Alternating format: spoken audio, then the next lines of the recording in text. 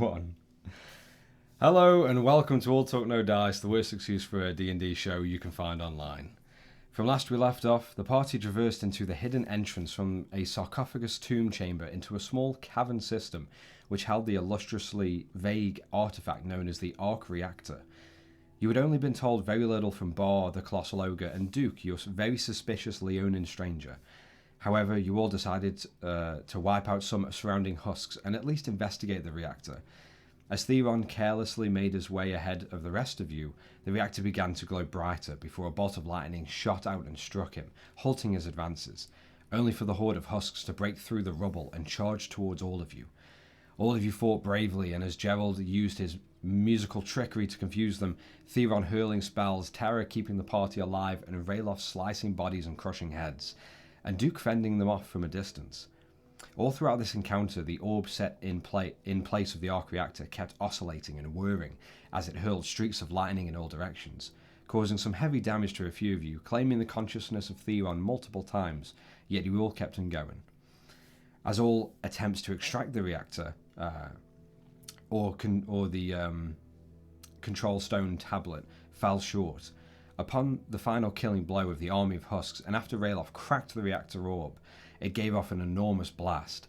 You all began to try and catch your breaths while the reactor was discharging sparks of lightning, blowing up the dark chamber in bright blue and white light. And just before the orb blew again, Gerald hurled himself to the tablet and punched a button at random. And as the button recessed into the tablet, almost luckily, the reactor orb suddenly went dull and shot a column of light. All of the husks' bodies began to glow and break down into specks of light as they floated towards the column like fireflies.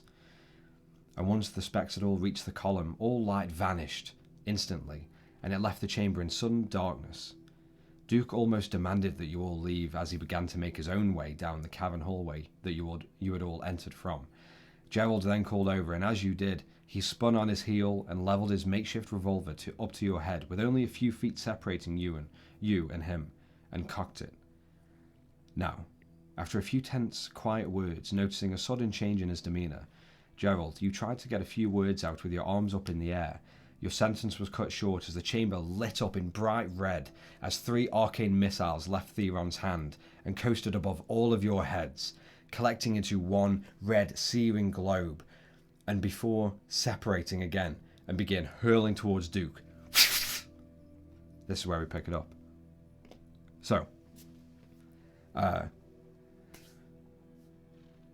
everyone roll a d20 for me? Yeah, could I prepare myself to dodge in case Duke fires as well? Well, in this case, because it's all happening, it's going to be an immediate action from Fair enough. him I shall just or roll. Theron, and we'll go from there. Just a flat 20. No, Flat 20. I was going to say Yeah, that. no modifier, just flat 20. 3. Tara, what did you get? Your camera went a little bit. 7. 7. And I Ralof? also got 7. Nice, okay.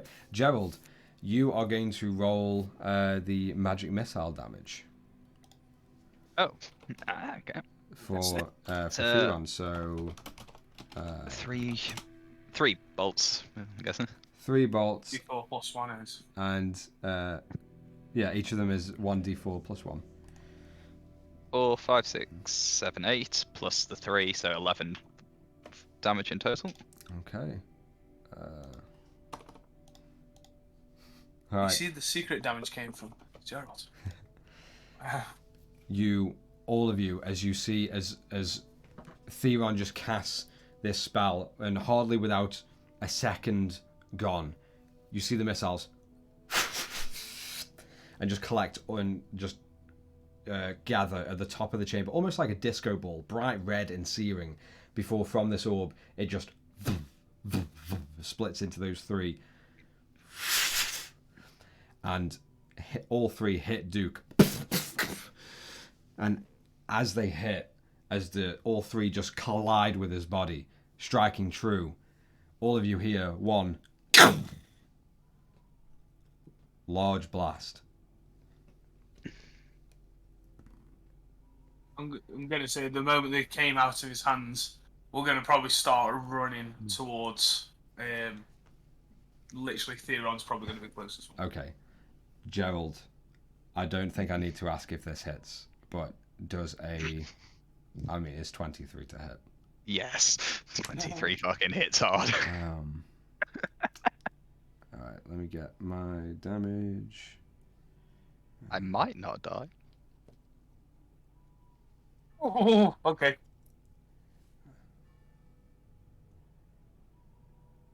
That's 9 points of piercing damage. Yes. He's alive. As you, I'm alive. as the missiles collide and Duke, like, holding the pistol up to Gerald, just like gets hit and just pulls the trigger instinctively just as the missiles hit. Theron, don't you dare fire that again. And you see Theron just like looking intently, staring towards Duke, and you see his eyes kind of flutter towards you, Gerald. I understand. You just tried to do that for my safety. But I just got shot for that. Listen, I got your back.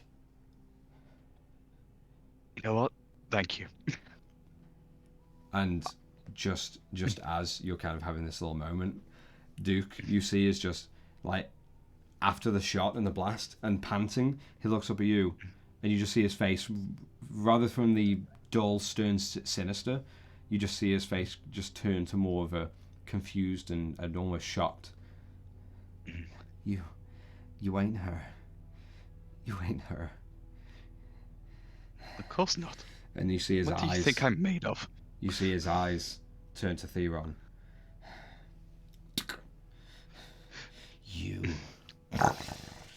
You're just like her. Spineless and a coward. If he actually shoots, I'd like to try and dodge it from Yeah, I'm going to charge at him and try and knock him down. Just to hold him down. And I'll kind of jump in front of Theron. Rayloff, as you're about to go and charge, and Gerald, you're about to start moving in front, and Terry's about to act as well. You just hear Duke. Ain't no hiding away with him no more. And he's going to make 2 shots. As I want Rayloff, if you're making the charge, I want you to make a athletics check for me. Both of these shots are going off towards Theron. 18. Okay. 18. Would I have made any kind of progress towards being in front of him? Your mic is a little bit weird. Yeah. But I suppose if Rayloff got there quick enough, I wouldn't jump in front of it then. Okay. Yeah, you're perfect now, Tara. What were you asking? Is there any possibility of being able to have jumped in front of Theron? I'll say roll an athletics check as well to see if you can make the leap over. And while it is a little bit actiony, let's get some good music on. So the 2 attacks are going towards Theron. Yeah, 14 I managed to do. Okay. All right, 14. I'll say yes. You're going to be able to leap in front of the second shot. Okay, with that time, not a problem. as the first one just and he just slams his hand back on the hammer and to get that second one, and as the second one fires, you are able to leap in front. So first for Theron, I want to get. I need to get a sheet up as well. I didn't think about that. Neither did we, to be Sorry, yeah, sorry about this. I'm sure he's on maximum health and positive. All right. Not anymore. Yeah, 19 AC. Yeah. 24 AC. Yeah. I don't think it hits, you know. Okay, I just needed his AC was the main thing, and I cool. can adjust his health. Okay, so the first roll, and this is with violent shot as well as the first one.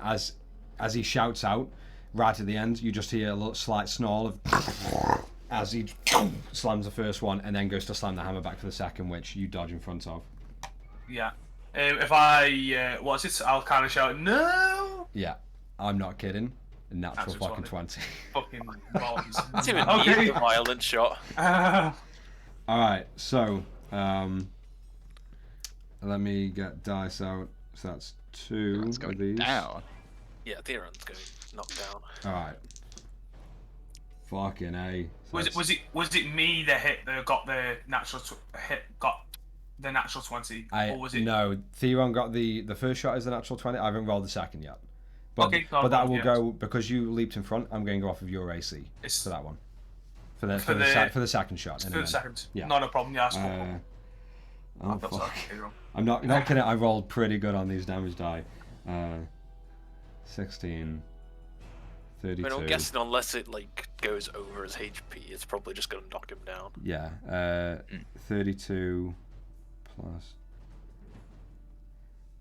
Theron takes 34 points of piercing damage with that balance shot, and I will let you know on an insider unless you have the app up. He's on 5. On 5 right now. Yeah, anyway. He was So that loud first like snarl and blast just echoes around as you see Duke become almost livid and furious in the moment. Just his Gerald and Tara, you both notice as this shot goes off, and as he was speaking and he raised his head up slightly to see, you saw his eyes not glazed over to like a milky haze, but kind of like glazed to the point where you can tell he's not there, like clearly in the moment. And after that shot, you see Theron, and you just see he just begins to hemorrhage, just blood, and blood begins to spill from his chest and abdomen, and it's just part of his robes as well as the flesh is just broken, covering almost from just like bottom of his chest to just to the side of his belly button, just blasted away partly as he's clutching it, and you see blood just pouring out, and he just goes to one knee, and the second one, that is going to be against your AC, Tara. Yeah. That is as you dart in front, that is a 15 plus. It will hit with AC. Okay, all right. Well, that's 22 to hit. So that's just. That's 9 points of piercing damage to you, Tara. Okay, that I can take. Thank fuck. Hello. No! As Tara, you leap in front. Yeah. And almost like dropping partly to the ground in this leap, you feel just a slight bit of your shoulder and flesh just pop away as a searing heat begins to burn instantly in your body and your head as you slam down to the ground in front of Theron. And Theron's just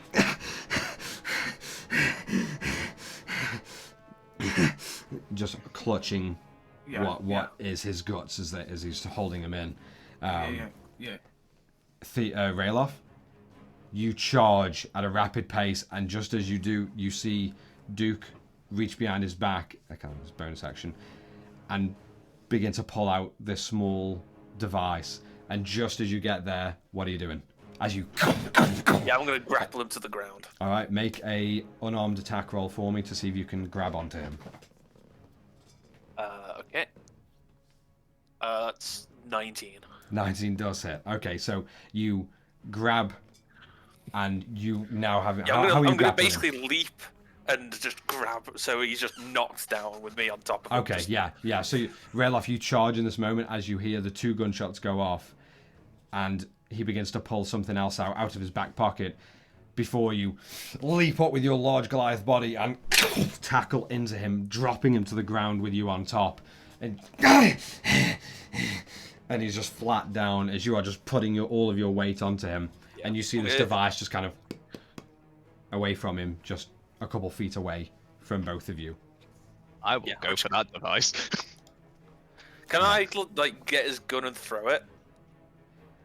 I'll say as a bonus action, roll a dex check to see if you're quick enough, because he's got it in his hand, but I want to see if you in this moment, because the gun is kind of like pressed against him facing that way.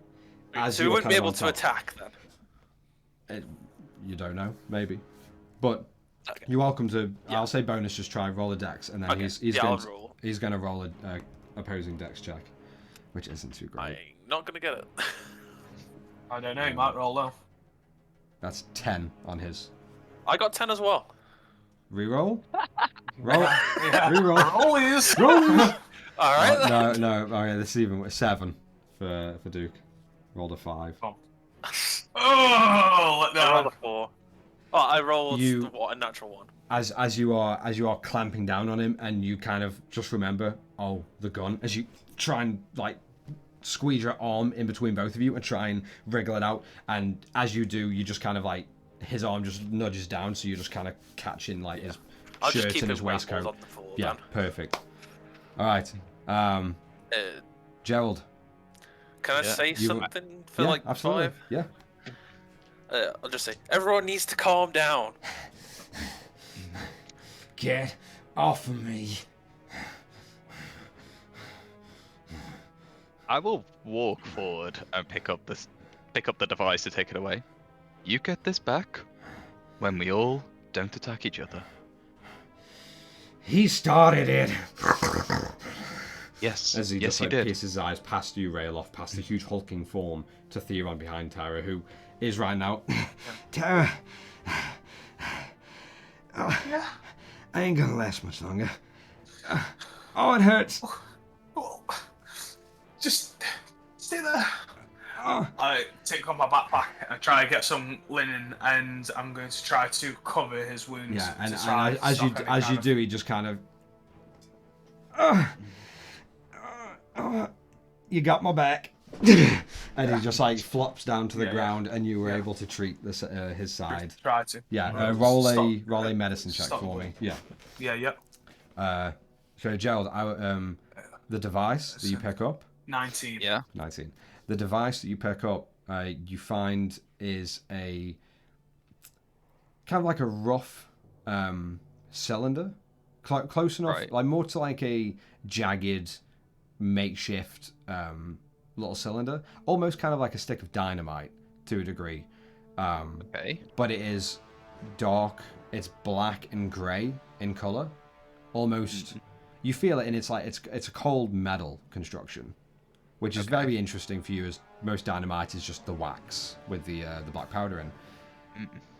But you see, it's got a smaller, like almost double braided fuse coming up that just curls around, and it's a lot shorter than a dynamite fuse. It is about 1.5 inches long.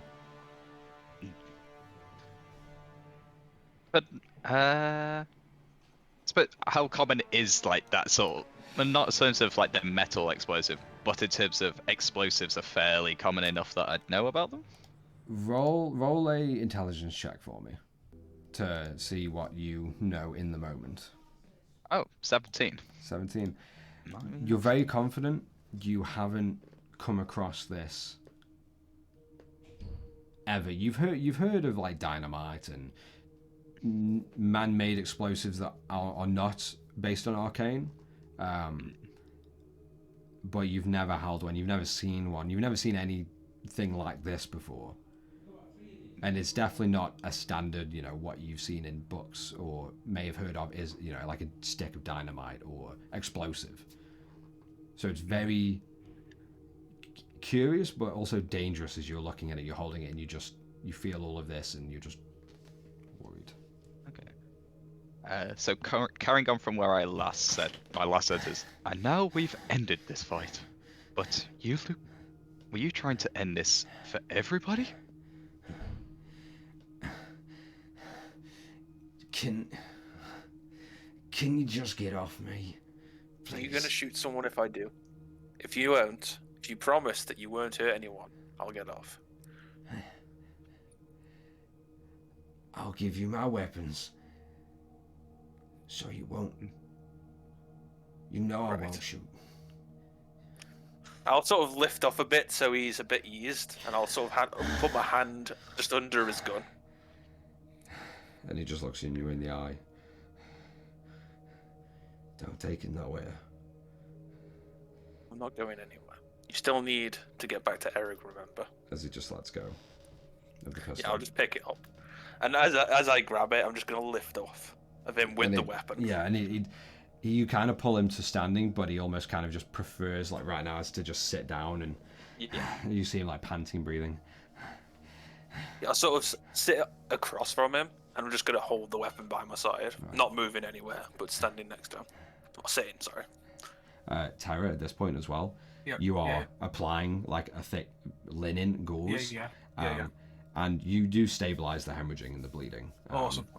Over, I'd say the next 30 seconds to a minute of just you concentrating on Theron, you are able to stop all the hemorrhaging. He's still covered, his robes and are just completely drenched.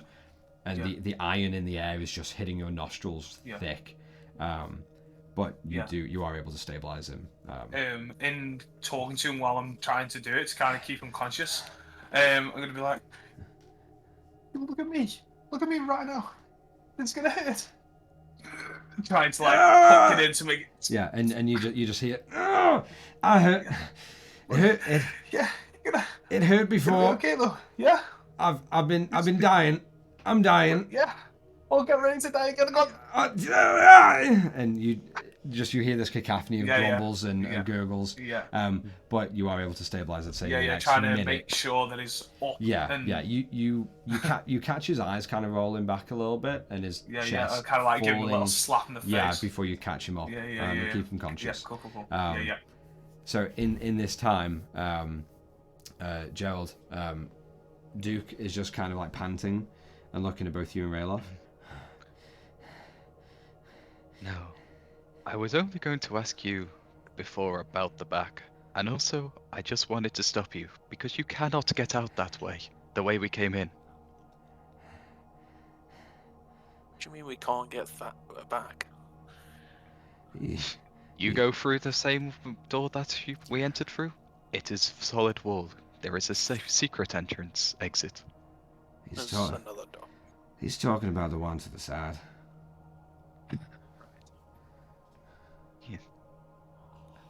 And with your state, I did not want you to randomly shoot me, thinking I blocked you in. Listen, I'm really sorry about that. I don't want to be mean. I did not intend to. I ain't myself. Not here. Well, just for now, stay calm. I'll sort of hold it, the gun out to him, but put it on his hand, but still hold on to it. Keep your finger trigger off of it until we get out. You calm down, and you save it for the one who caused all this to happen in the first place, right? Roll a persuasion or intimidation check with advantage. I'll go with persuasion. Oh wait, I'll go with intimidation actually, because that's higher. Yeah, go ahead. I'll say with the way I'll say the way you delivered it, which I'll give you the decision. Literally any. I rolled 2 15s, so it's 18. Nice. And he kind of you see his hand begin to clutch around the handle before you deliver the last few words, and he kind of lets go slightly and looks back up at you. Understood. Thank you. I'll sort of lift my hand off and he just holsters the weapon. Listen, and he looks straight back to you, Gerald. Listen, but I didn't mean to do that. I'm sorry. I flipped, and I didn't. I wasn't seeing you. You get what I mean?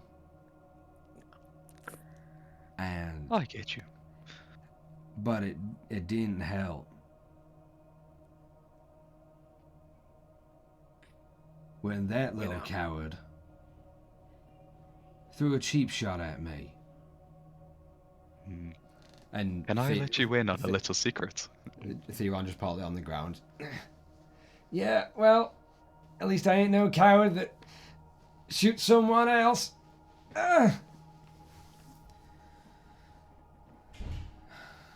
That man over there, twice now, he has attacked without warning to any of us, and has got us into some trouble.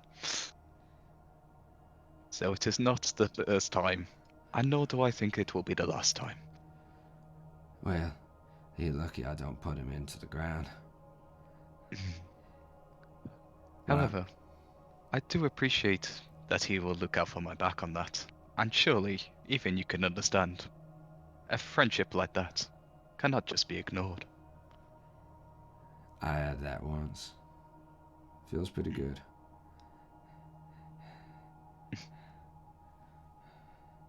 Right. But I do agree with you. We should leave this place. Yeah, It's very dusty. and the rest. Alright, We going? we're going. Yes.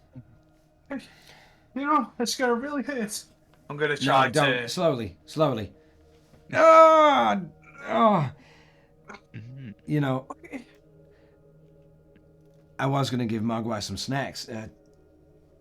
I'm going to have to give you some too. And both Terra and Theron begin to hobble through. You see Gerald, because you know exactly where that exit is. You see Duke as he stands up and turns and begins to walk. You see his demeanor now, still walking with purpose, still happier to find the exit and get out, but a lot more like his natural self from what little you've interacted with him, more in control. Yeah, exactly. But you see him straight away as he gets to that wall, without even looking back. You just see him veer to the left and crouch down, and without feeling anywhere, you just see him through that other hidden exit. So he got in. Wait, he could exit this place, but he never came through the original entrance. How low? I'm just gonna sort of try and bend down, and just knock my head on the side. You do just fuck. He just gets like grace from the jagged rocks. Yeah. But Definitely not my with enough size. feeling around, you do feel and you get through. Are we telling Bar that we've hopefully fixed the problem? Let's make no Definitely will. promises yet. Because isn't it just up here? Oh, yes, the hole is just through there, but the sinking of this entire structure? We're true, I don't but think we've stopped this. no. But at least he knows less. Maybe coming back. We've helped him out a little. Maybe he can help us back. Hopefully We can that's not guarantee the say the husks are gone. Also, Well, we are don't you need- out of magic by any chance? I am. But yeah. Same boat. No, actually. Just I will also, make my way through on that. Yeah. Also, I will point out, just for constitution's sake, I did pick up the 2 axes I threw. Yeah, before we perfect. left. Yeah, no problem. Just in case. I was gonna say just before. I did mean to mention it last time, but I forgot. That's okay. Yeah, you're completely fine. Yeah. And Maybe he might have a way they can try to heal us a little. It's feeling this shot. And I had no theory on this. I really hope we can get sorted out. Yeah. Fuck. I was quite lucky, actually. It Yeah. just grazed me. Yeah. I'm glad. On you, Lucky. Yeah. I Come think. on. Theron, come on, you're not in a position. Really, are you? Come on. And as Tara like kind of hobbles him through, all you hear Theron muffle. What a shitty time. As he just crawls through, and Tara follow. And Awesome. Gerald, are you bringing up the rear through? Yeah, I'll follow up. All right. You all.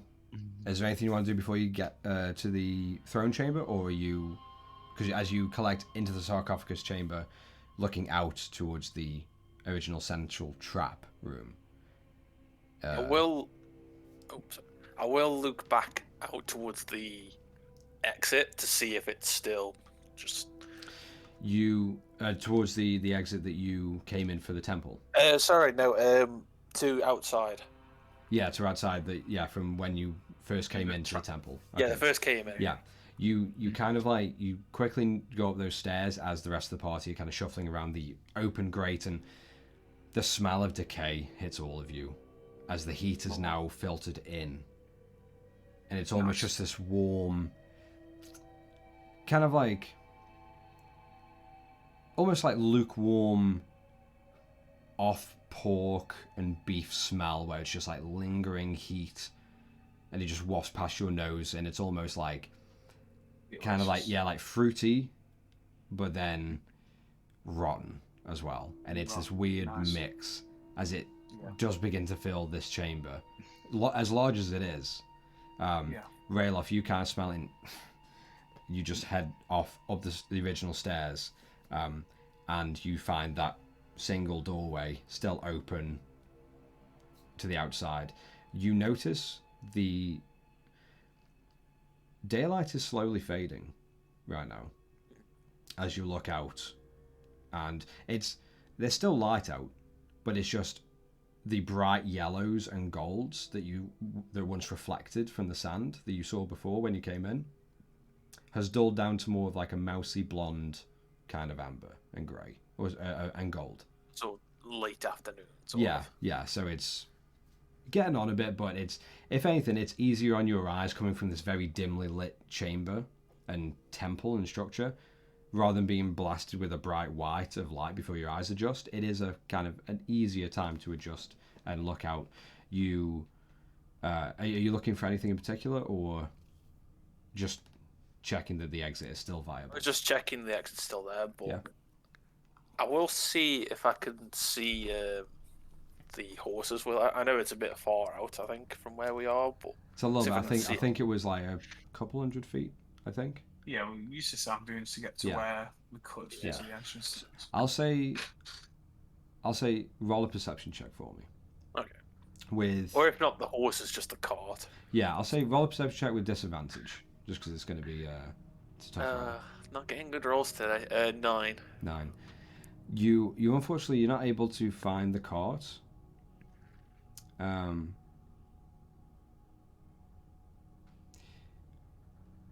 You swear, almost certainly, you see a small young adult or tall dwarven shape lying flat in the sand about 80 feet or so away, just off to the southwestern side of the temple. As you peer out and you kind of look right and you look left. Is that more like down the path? Almost, yeah,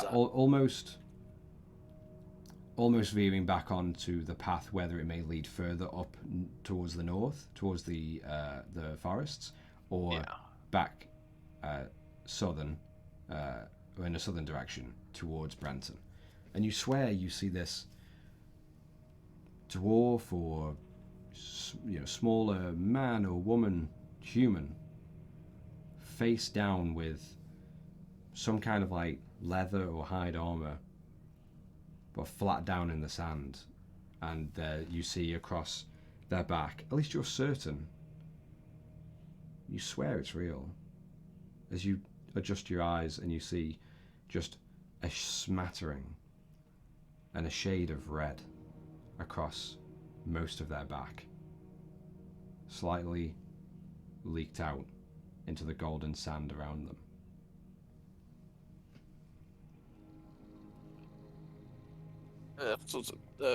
Guys, shot back to people. Yeah. What we'll do is, when I said that, I'll take a quick swig and see if I can see it again as people are coming up to me. Yeah, you have a quick swig. You look, and I'll say, Tara, are you dropping Theron off at the throne chamber for now, or are you still staying with him around the main trap room? I will have probably started heading up towards bar. So okay. I'd say in this moment, I'll say in this moment. Go on. Yeah, sorry. In this moment, I think because of the vast expanse of the space, yet Yeah. hard walls and ceilings and floors. Rayloff's voice does echo, and each of your Yeah. steps you do find that even slight, just of slight Okay. echo around you.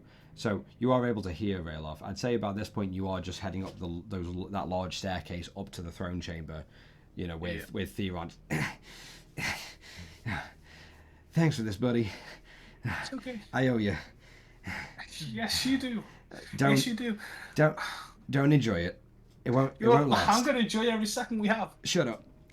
Go on. As both of you get up.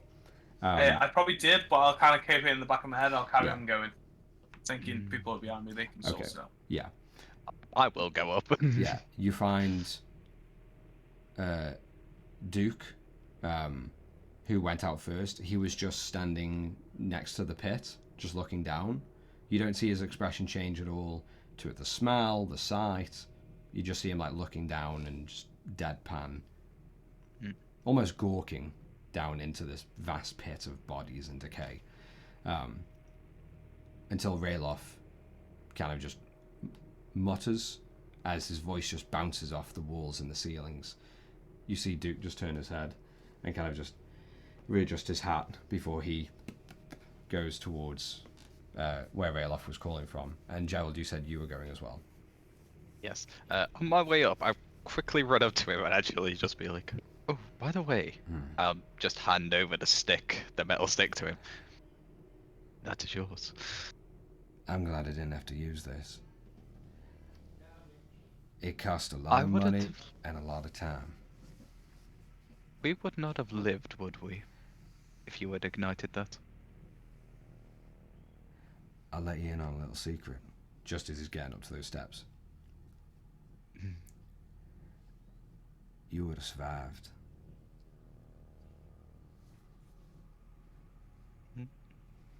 As you both of you get up to Rayloff, and the light that cascades in from the outside is not a bright shock of light that it would have been in early morning or in the middle of the day. It's still a bit of an adjustment from this dark interior looking out, and both of you even see Duke just shit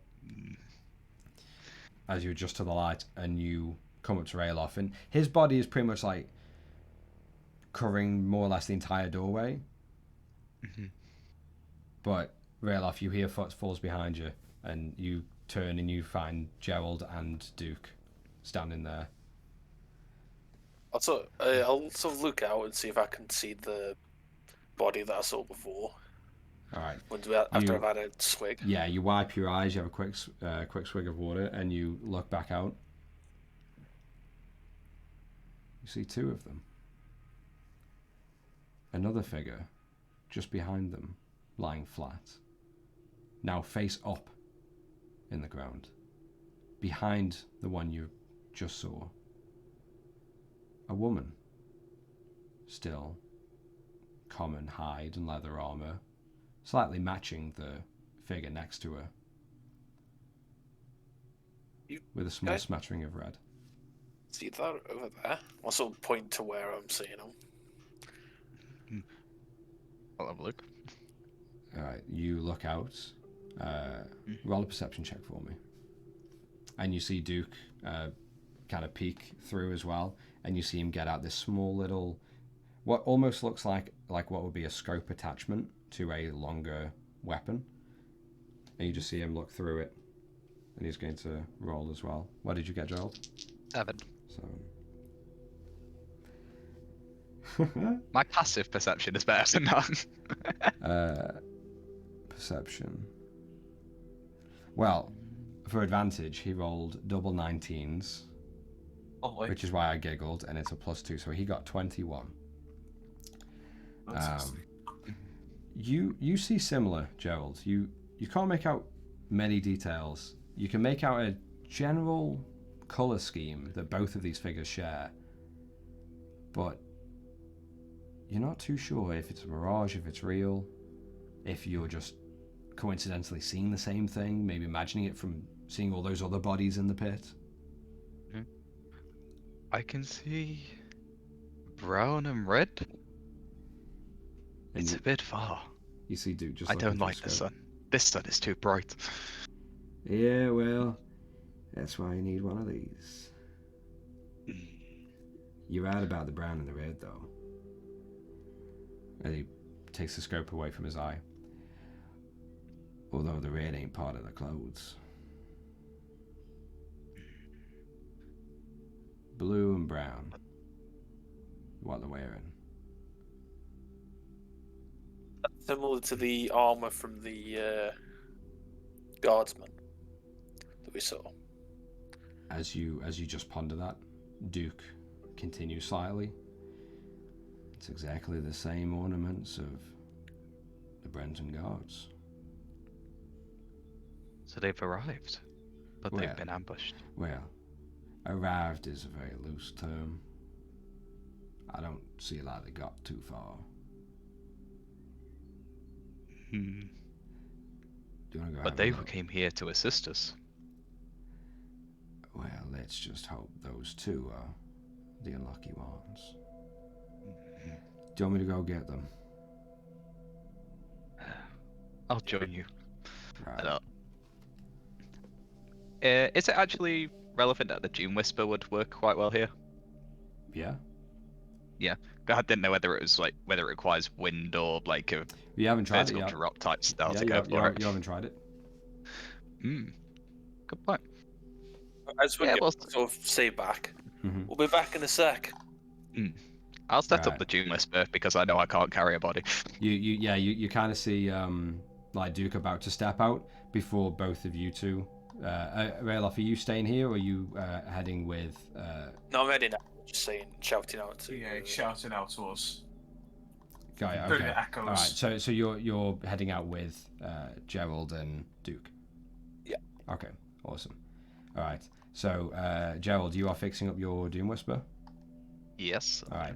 Takes better part of a few seconds really, just to latch the sail in and set. Within a minute, I'm ready to go. You're good to go, and you see Duke just look. That's interesting.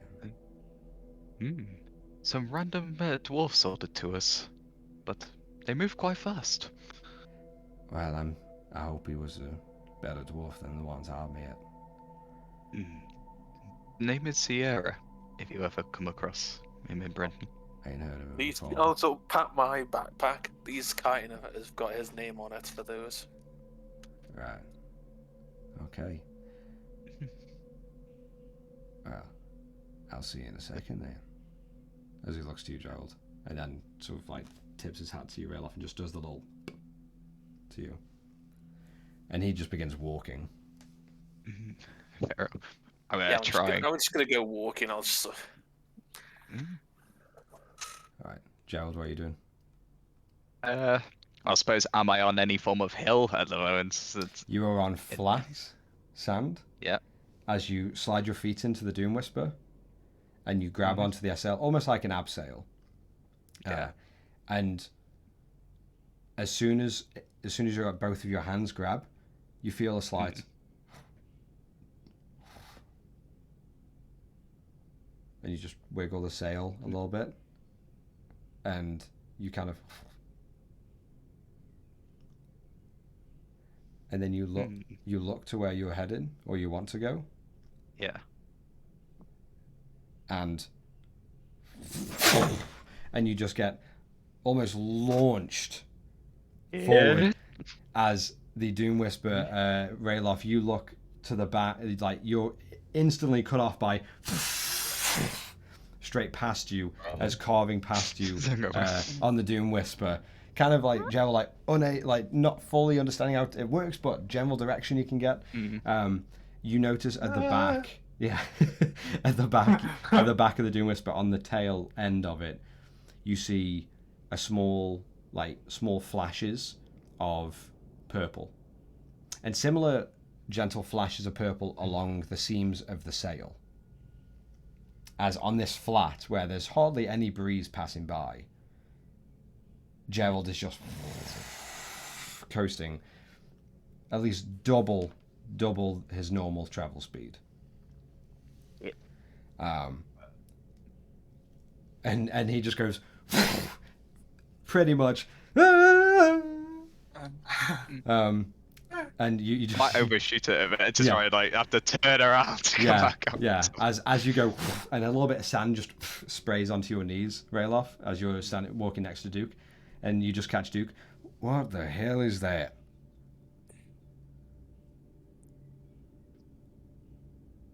This. A decent way to travel, if you don't mind getting used to that. I'll stick the horse back. And you both continuously keep going. As you see Gerald, you've only covered about like 20 or so, like 20 or 30 or so feet.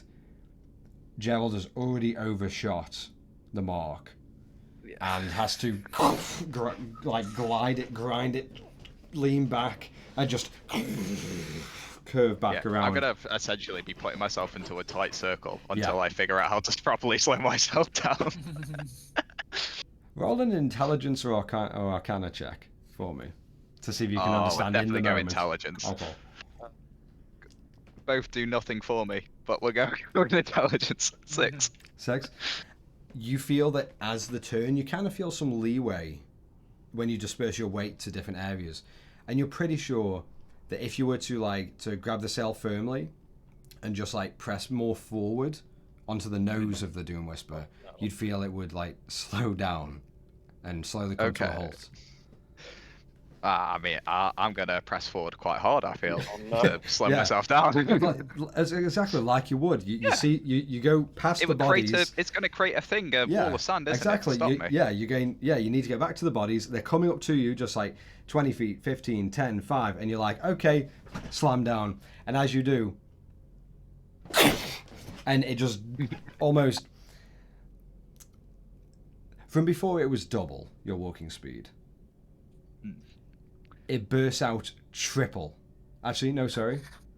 Quadruple your walking speed. I'm guessing it's going to go straight towards us. That's 140 feet, just to let you know. As you... and you have to cling on, and you're kind of like instantly like, this was the wrong idea. As you sail past the bodies again, kind of casting a bit more sand over them. For Rayloff and Duke, just after you guys mention it's a good way to travel, and Duke sticking on horseback, and you hear, after you heard the Gerald first before, very quickly, you just see him on the way back as well, as he passes back. Shout, you're going the wrong way! Holy hell! So, Gerald, I'm gonna take a wrong route round to then try and jump off a dune and land near where I want to land. Roll an acrobatics check. I'll do that. I'll just say to Duke, as I said, as long as you don't mind that, it's an alright way to travel. You know, you guys are fucking crazy, but it's a lot more entertaining than being on my own. I never said I wanted to do it. Can you imagine me of this size going that speed? That's just asking for trouble. We'd pray to the gods that no one died along the way. Yeah. Speaking of dead, and he just like continues over. You're about only 15 feet away now as you come up to the bodies. I was going to say it was just as we were walking. Gerald. 12. 12? Just about good enough as you come up to a dune, and it's not a big one. It's kind of like your little like baby step ramp. Yeah. As you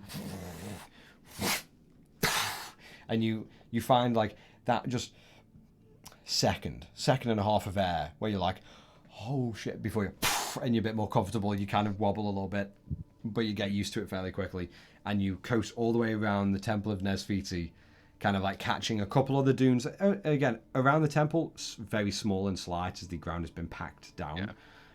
Yeah. But you do coast around and find your way back to the bodies and back to your allies. I like to say with that sort of airtime and landing back, I'd have had the chance to then realise opposite way to slow. Yeah, as you press back slightly, and you just lean to whatever direction, and it does come to a very elegant just stop right next to Rayloff and Duke, as both of you now get up to the bodies, meeting up with Gerald. So what took you so long, guys? What took us so long? What do you think you're doing on that contraption? Has he I still found got the his? Has he still got his hands on? No, I'll have taken off now. Aw. I'll have stepped off. All right. Yeah. Uh, to be honest, I've just learned how to use it. Well, congratulations. It's excellent. Go and get But you know, yourself we killed. could have races with these. Do we want to turn our attention to these people? Ah, yes, the unfortunate victims. Let's go. Right. Do any of you want to have a look before I do?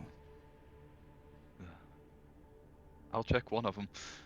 I'll just go take I'll whoever's just take closest a at look that as point. well. Yeah. Alright, there is a... You look in the initial, you see a shorter human man. And probably about like 5 foot, 5'2", maybe like a small stature. And then a roughly, again, 5.5 feet, maybe 5'8", 5'7", human woman as well. Do I see any of them that have slightly different armor or anything that would identify them as the sort of captain of? Well, how big is the group actually? For What? How many bodies are here? yeah, That's them too. 2. Right now. just the 2. Okay. Do either? I'm guessing both of them have similar sort of armor, just leather, but it's like sort of. Yeah, you find it's very breathable blue cloth for a lot of the for the garbs. You do see like a small sort of kite shield in bronze, just like stitched into the blue linens and silks, and it has like a capitalized, very kind of like old English style of font letter B. And then you see like a brown, leather and high chest plate and a pauldrons, Yeah. spolders. I know what you're on about. Okay. And yeah, you see it's very makeshift armor. It's designed more to give a little bit of an edge of protection, but not entirely, but still be movable and breathable is the main thing in this heat. I'll check one of them to see if I can find any notes or any instructions. Okay, roll an investigation check for me. I'll say, Rayloff, you are investigating the young lady. Okay. I'll investigate the guy. I was going to say the same, actually, similar to a note for an instruction, Sure, but also yeah. what sort of wounds this person has as well. Okay. Like, were they arrow wound, sword wound type style? I'll say, or even husk. Yeah, I'll say for the interim, Rayloff, you roll investigation, and Gerald roll medicine or survival. Your choice. Yeah.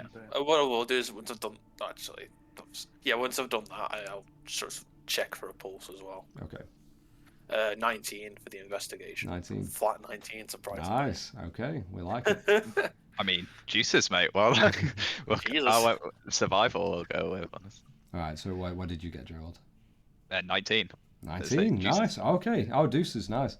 Okay. So, Rayloff, as you pat down this young lady, and you find like a short sword, a small little coin pouch that is barely full of anything. Yeah, I wouldn't take it anyway. No, Just looking for the, you do find tucked into her waistband a small piece of parchment that is partly bloody and covered in sand.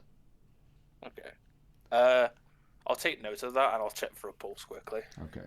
You kind of like just feel around like her wrist and her jugular, and you begin to just resting a hand on her back, hoping that you feel her back rise with her chest slightly lifeless and unmoving. Can I sort of tell how long ago they might have died? Medicine check for me, please. Oh yeah, +5. Come on. Gerald, you ascertain with a 19 to check the wounds.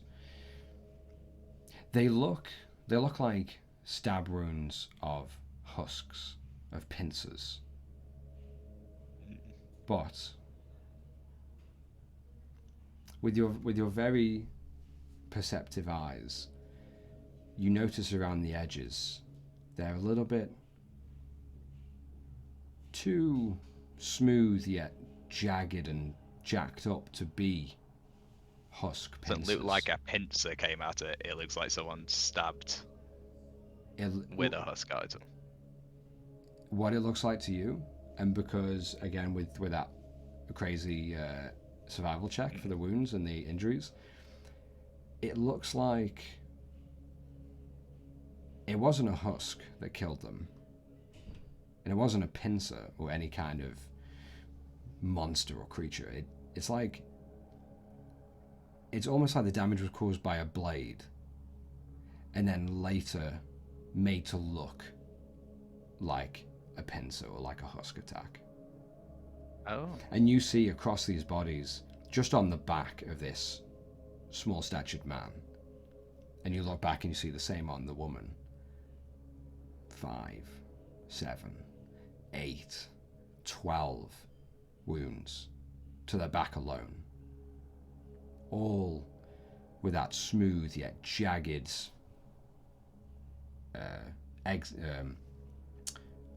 exterior of the wound. And you do pick up every single one of these wounds looks to be caused by blade. Yet surely someone or something has taken the time to amend these wounds after the fact to make them look like a husk had attacked them at a quick glance. Or even at a thorough look, people just assume it was not by a humanoid. Rayloff. 17. Medicine. 17. Okay. You can ascertain just by the general colour of the skin and the temperature of the body, albeit they've been baking in this heat. You would say they've been dead with the freshness of the blood. You would say both of these creatures had been dead no longer than an hour and a half, 2 hours. I sort of take the paper. They've been dead something like 2 hours. Whatever it was, it's not far off. And you see Duke kind of kneel I down. don't think it was an it. I think it might have been a who, really. What are you talking about? You see you see those cuts, they ain't about no one. These are the husks. I'm going to pull one of the cuts further. Just be like, look here. Notice it's no longer jagged. They were stabbed first, and then made to look like Well, shit. it was husks. What the fuck did this?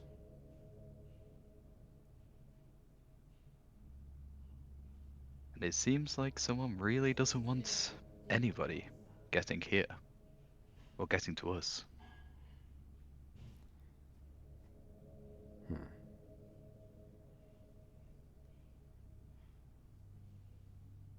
The herons?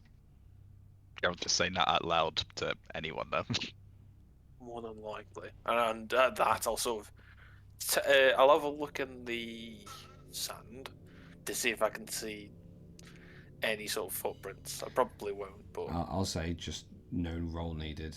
It's just a fresh coating of sand as the wind has partially blown through. No, the only footsteps you see are your own behind you in the grooves of the Dune Whisper. In this moment, Duke is just looking down, and you kind of see his brow furrow slightly. You know, I saw a couple other little hideouts before of the herons.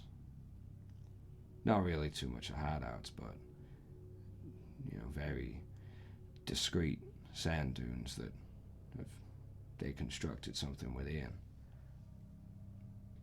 Hidden. Might be more of a structure underneath. Who knows? Well, if this exists, anything is possible there. Do you want me to ride out, check for any more? Or are we waiting until we all recuperate? We best get.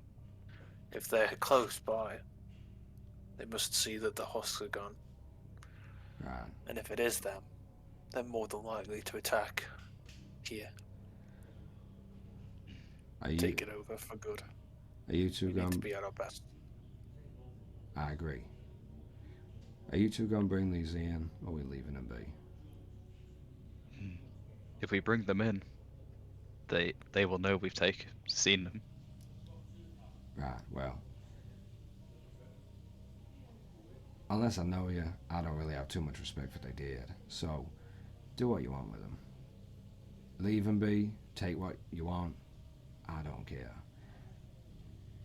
Do you need me for anything else right now? No, we can't ask anything else of you. No. You should just rest. Well, what was your name again? As he looks to you, Gerald. Gerald. Gerald, right. And big man. Real Rayloff. Well, gentlemen. Gerald, I apologize for shooting you before. And because of that, you are allowed to ask me for whatever you need. I can say no, but I'll be open to you asking any favors. I shall bear that in mind. Now, Rayloff, Gerald, if you don't mind, Thistle is going to be baking in the sun right now, so I'm going to go and get her in to the temple, okay? We should probably bring our things to the temple as well. Assuming it's still there. I'm sort of going to look down the path. Yeah, as Duke turns around and you kind of tell that he's got this habit of just doing that little with his hat whenever he says bye to a degree, and you just see him hold up his hand, kind of like waving behind to you as he walks away. Right, don't bake in the sun, don't die, I'll pass out. And you just see him like slowly just wading through the thick sand off. You see him aiming just past the temple as he begins to walk, kind of like not back to the entrance that you came in or came out of, but just slightly just veer off of the. If you're looking at the temple from the outside to the far left, you see him begin to walk in that direction. I will take a read of that note. Okay, all right. I'll say we'll see the note, and then I'll come back to Tara and Theron and Bar and everyone, just for the interim of what they've been doing. Yeah.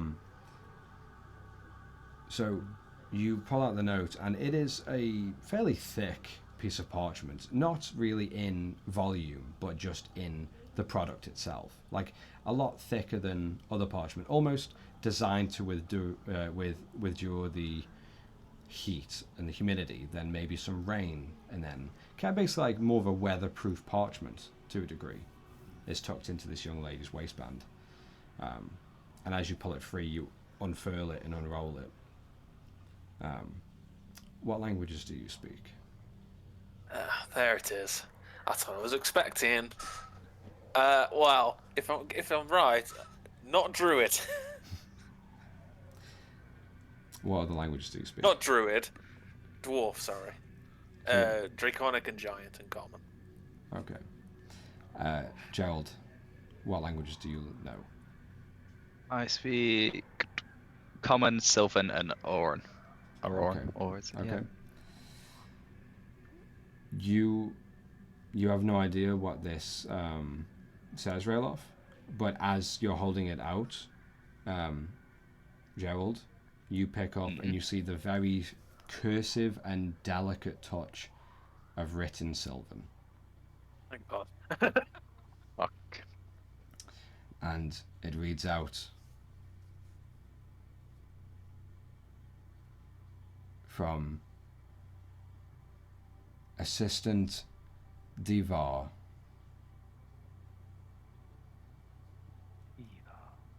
Left hand of Lawkeeper Bolin.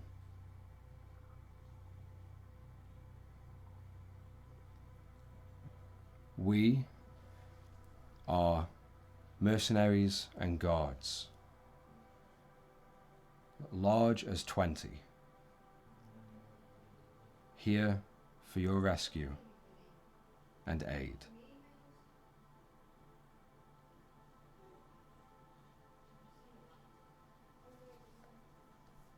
dear. This isn't good, Rayla. This was our aid.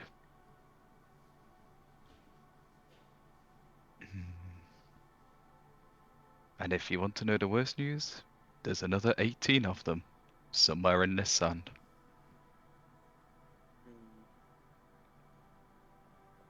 And my bet is that most of them have been taken, probably to be found out where the rest of them, where they've gone from, or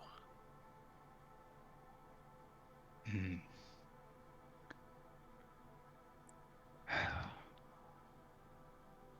why would they then, if that's the case, why would they then leave 2 of them and only 2 and protect, but then make it a husk attack?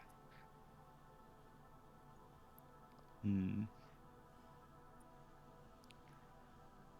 Maybe those 2 escaped a little bit. They maybe just suspected if we fall 2 random bodies in there, or the husk might have ate the bodies for them, and we wouldn't bother checking. Let's go check our stuff. Bring it here. Bring it in. We'll need as much supplies as we can.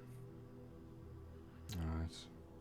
Both of you heads just a couple 100 feet away, finding your horses and cart, and I'd say in the next 10 minutes you find and maneuver your way to get the horses and the cart up to at least the front of the temple. The doorway itself large enough, if the horses were to duck they could probably squeeze through, but the cart might have to stay outside, would have to. Yeah, we don't care about the yeah, cart. It's a yeah. fake cart in the first place. Yeah. Well, we do care about all the stuff that we left in there. Yeah. Apart from that. I'll probably take anything that we left in the cart and bring it in. I will say everything that was in the cart is still there, just for reference. Oh, nice. That's it. So, and as you maneuver, just thinking about what that letter meant and what it means, what it could mean, where the bodies might be, where the rest of them are, and just clearing your minds before you get back to Tara, Theron, and Bar, and Duke, and share this information and see and hope that everyone keeps a level head. And that's where we're going to take a quick break and come back in just a few minutes. Pick up from there.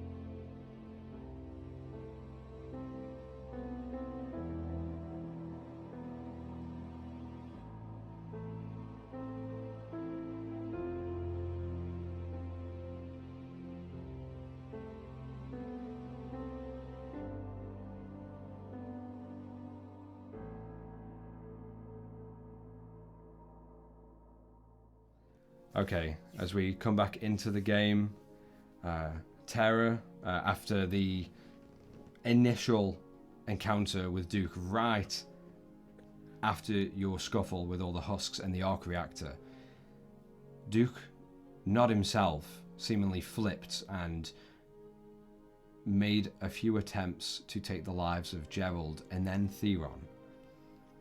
And after Ralof had restrained him and the situation was diffused, Terra went to aid Theron while Gerald and Ralof continued to make sure the situation didn't escalate anymore.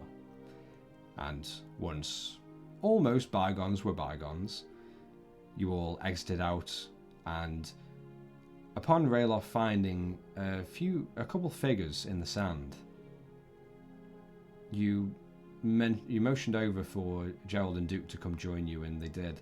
While Terra, you took Theron back up to the throne chamber to bar and to get him resting for a short time.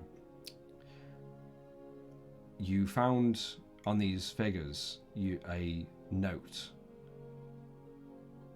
leading you to believe that there was 18 more humanoids or creatures that were sent from Brenton to aid you, and only these two had somehow made it or not made it, as they lie dead and lifeless,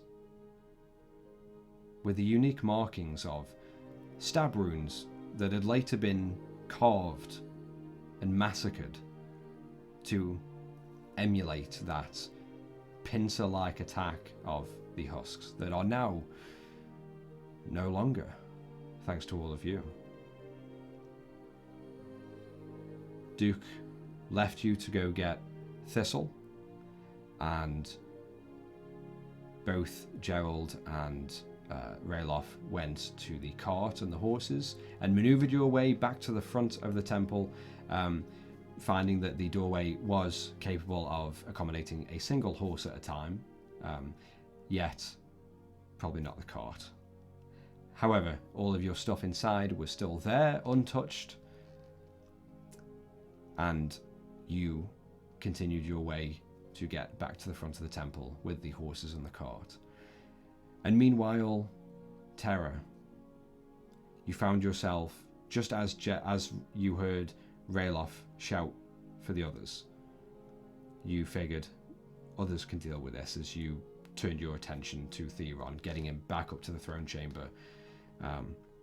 And as you do, you see the goblins, they're a little bit on edge, and they look at you and just watch you pass, and the wolves are kind of partly asleep.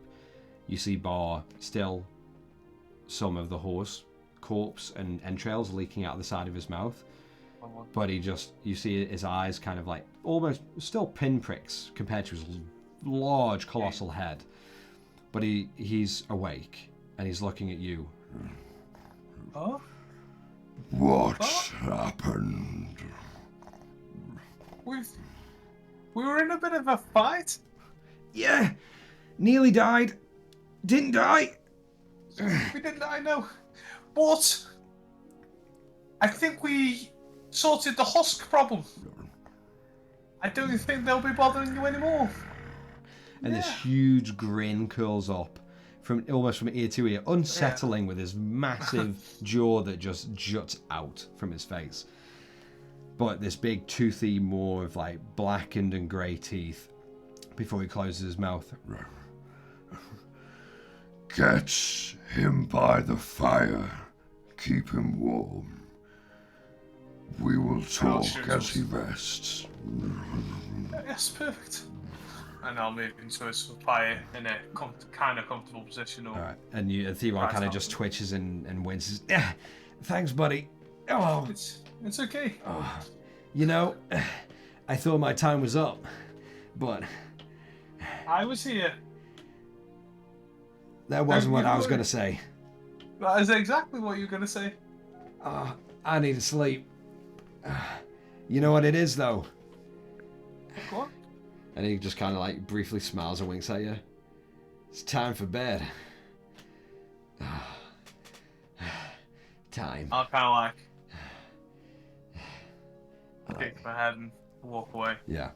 And he drifts off gently to not sleep right now, but to a gentle, comfortable, just resting his eyes. And you see his chest falling and rising at a decent rhythm. So, and you can only imagine that he is just taking it in and recuperating as best he can. Awesome. Bar still leaning down. I opened the drain again.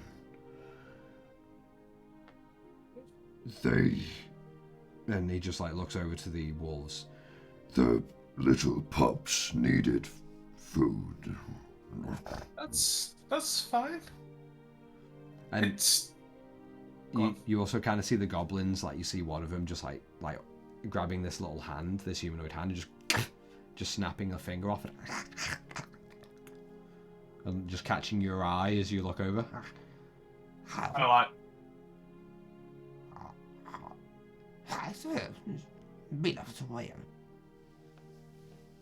What did he say? What did he say?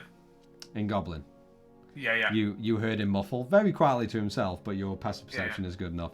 Okay. You heard the goblin. You heard the goblin woman say, "I'm just as ashamed as you are." Before she turned and began to still start munching. Okay. I can close the drain.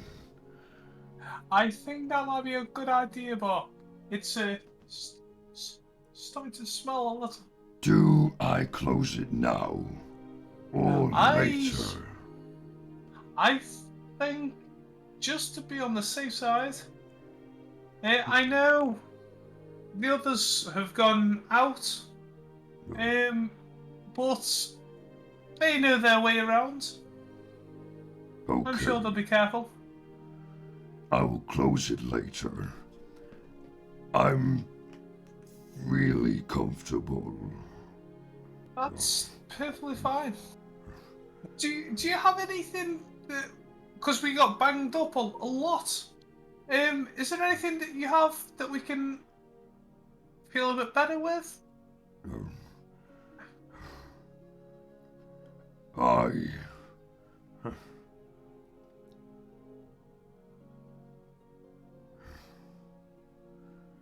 You solved the husks.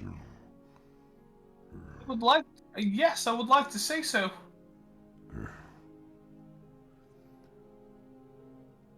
Roll a persuasion check or deception check, whichever you choose. It's probably gonna be persuade. Whatever you are intending. I'll stick with persuasion. It was 14 plus 4, 18.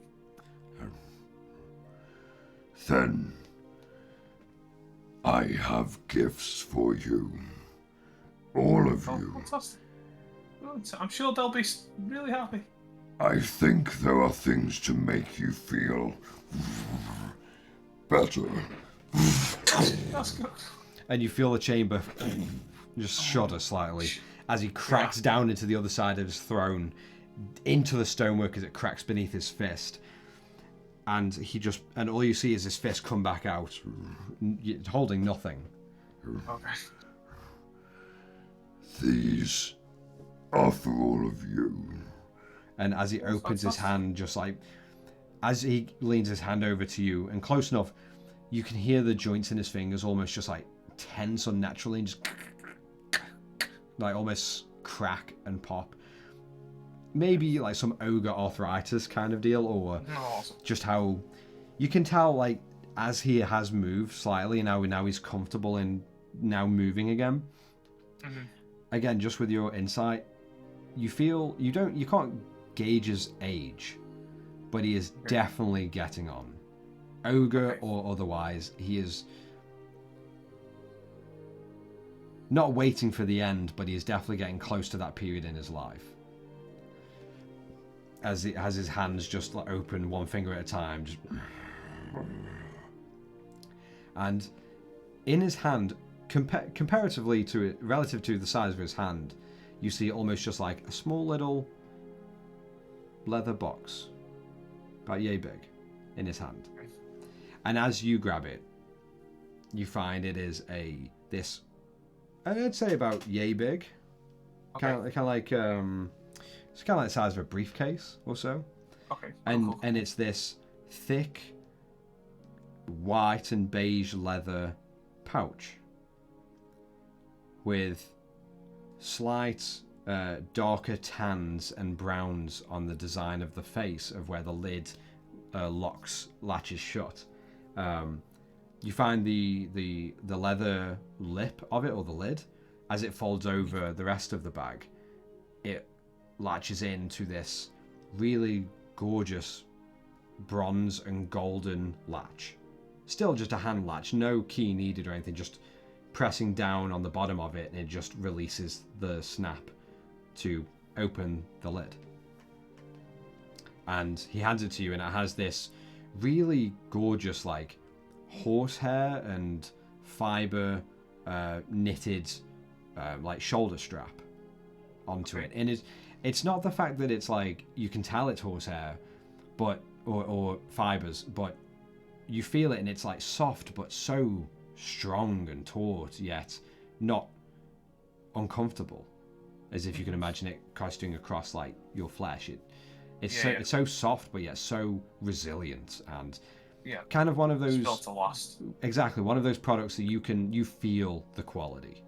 Yeah, that's cool. And he hands it to you and you grab it and you take it, and it's weighty, but it's weighty as if it was just a decently heavy leather bag.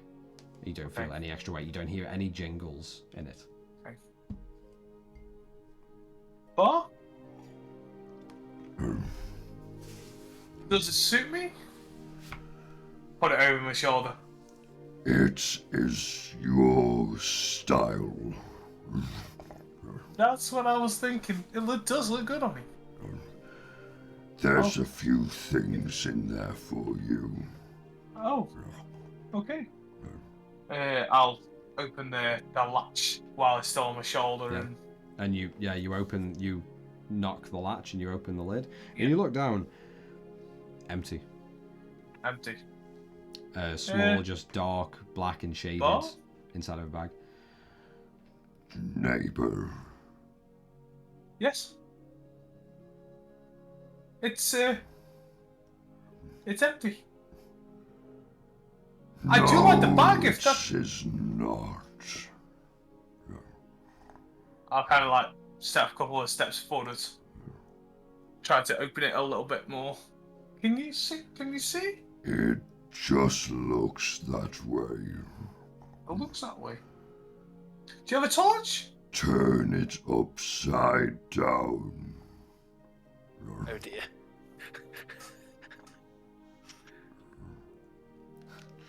And you tip it. Yeah. And as you do, Oh dear. you find item after item after item pour out. Okay, You there's see- loads. I'm gonna take it back up again. You see, well, in the immediate, as you Shit tip, at all, it doesn't matter. it's not like a running sea, but almost as one big, just items of different sizes and makes and materials and weapons and small little like knickknacks all just fall out, and in front of you is just a smattering of objects, only few of which you can imagine actually fitting in this bag and staying there before overflowing the bag, but others, just the pure dimensions of them seem impossible to fit in this bag. And If Ball looks at my face, I'm gonna look up at him and be like, eyes are beaming wide open. and you just see Bar look at you. That's amazing. One of these things. You can fit a lot in there. It seems like. I'm gonna get on my knees and Start shuffling around. look at things. Okay. Now, it's a little bit of a list, so I'll give you a brief description of what you find. Yeah, I'll probably do more on the break. Yeah. Yeah. You find pen ready.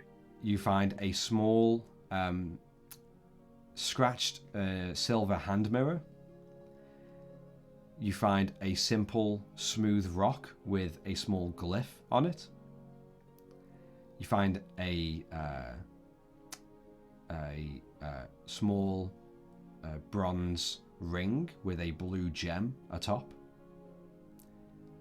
You find a gorgeous dress that is a low-cut, almost like a low-cut dress strapped around the side of the arms and no shoulder straps. Yeah, there's something just off about it. You'd imagine an elegant colour, but it is just grey. Okay. You also find a small silver ring, and the little gem on top of it is more of a crest and a symbol, and you see what looks like an eye, almost like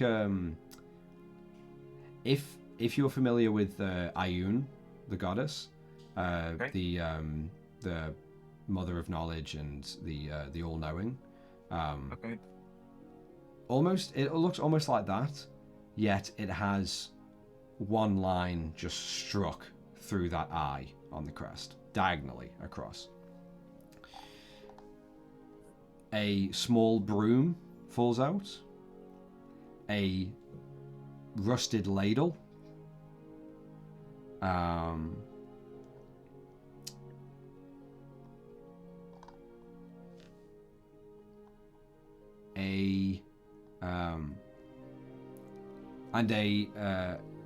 You see another robe, but you see this robe is like a nice mossy green, but with multiple different patches with different symbols on, which at a glance you're just kind of overwhelmed by the amount of items, and you see all these different color patches, almost like scouts when you get your little badges to put on your sash, and it's just a collection of different colors and little embroidered patches on this one large long robe with a hood. Yeah. And you also see a small black shawl with slight glittery tones to the edges. Awesome. And that is, I think that is all you find out of this smattering of items and objects. There's a lot that came out of it. Was money involved? There's a lot of items. So this is fucking nothing. I'll take nothing. Do you know what I mean? That is a lot. You find collected in silvers and gold. You find 300 golds worth of silver and gold pieces. Yeah. Awesome. Sick. That's awesome. Those are... Is this for us? All of those are from you, my new friends. I have no use for them. My friends collected them across the respite. They did not steal. I made sure. If others stole them, when I found out, I sent them back to return them and apologize. That is very, very good of you. And I know they're not here, but I can already see they are so thankful. And just as you say that, echoing, at this moment, Tara, you hear, as you say so thankful, you hear one set of footsteps behind you beginning to echo through, but then adjacent, you hear echoing. And it's all just like clattering and echoing around. And you kind of turn and you see at the bottom of the staircase, you see Duke pulling the reins, or like just guiding this large, muscular stallion. Jet black fur with a just like a shock white mane running down. Awesome. And you just hear echoing, I take it it's okay for me to come up. I'll turn back to Bar. The more the merrier. Much obliged. As both Duke and his horse begin to just make their way up the large staircase, echoing, before you find this stallion, he sets them to the side. And you just hear him just mutter, okay, Thistle, time to get some rest now. And he just sets out a bag of grain next to the horse's head, pulling a handful out and just letting, and you just hear like the sloppy lips and the chomping of feed out of his hand before he just kind of cleans off his hand and turns back to you and like kind of sits down on that one of those raised pieces of sandstone. Yeah, awesome. That's cool. And he just quietly just looks down at all the items and then looks to you, Tara. Is it Winter's Crest already? I'd say so. We did a good job.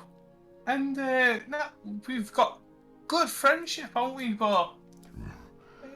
The very best. Yeah. I'm going to start putting into the bag and pretending like I knew what it does. And you hear Duke. You know,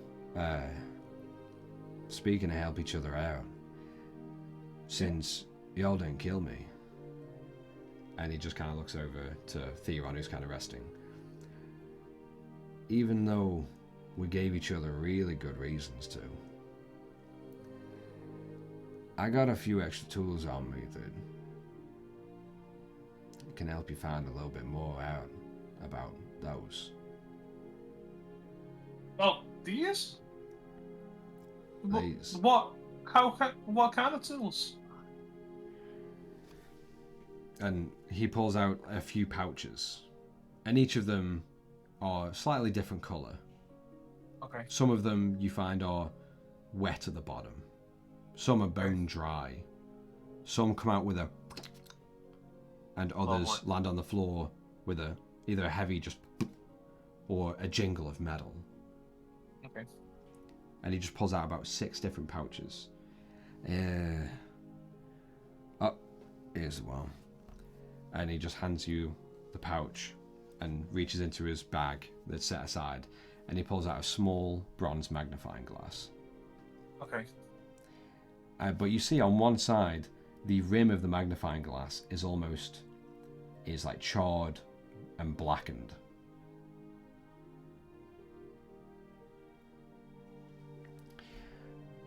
Now, you look into that pouch for me.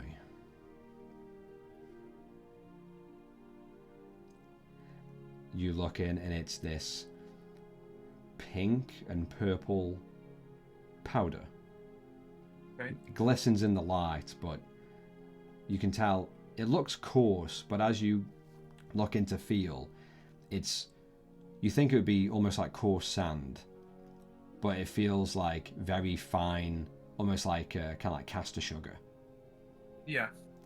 At this point, Gerald and Rayloff, you both begin to trail in. Are you bringing the horses in or leaving them out with the carts? The horses in, I'd probably say. Okay. Yeah. So a smattering of 2 footfalls with 8 other hooves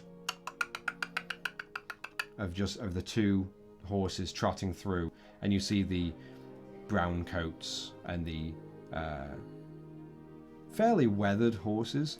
Nothing compared to the stallion that Duke had brought in, but still fairly sizable and muscular and lean in their own right. You turn and you see Rayloff and Gerald bringing the horses. Are you bringing them up to the throne chamber or down?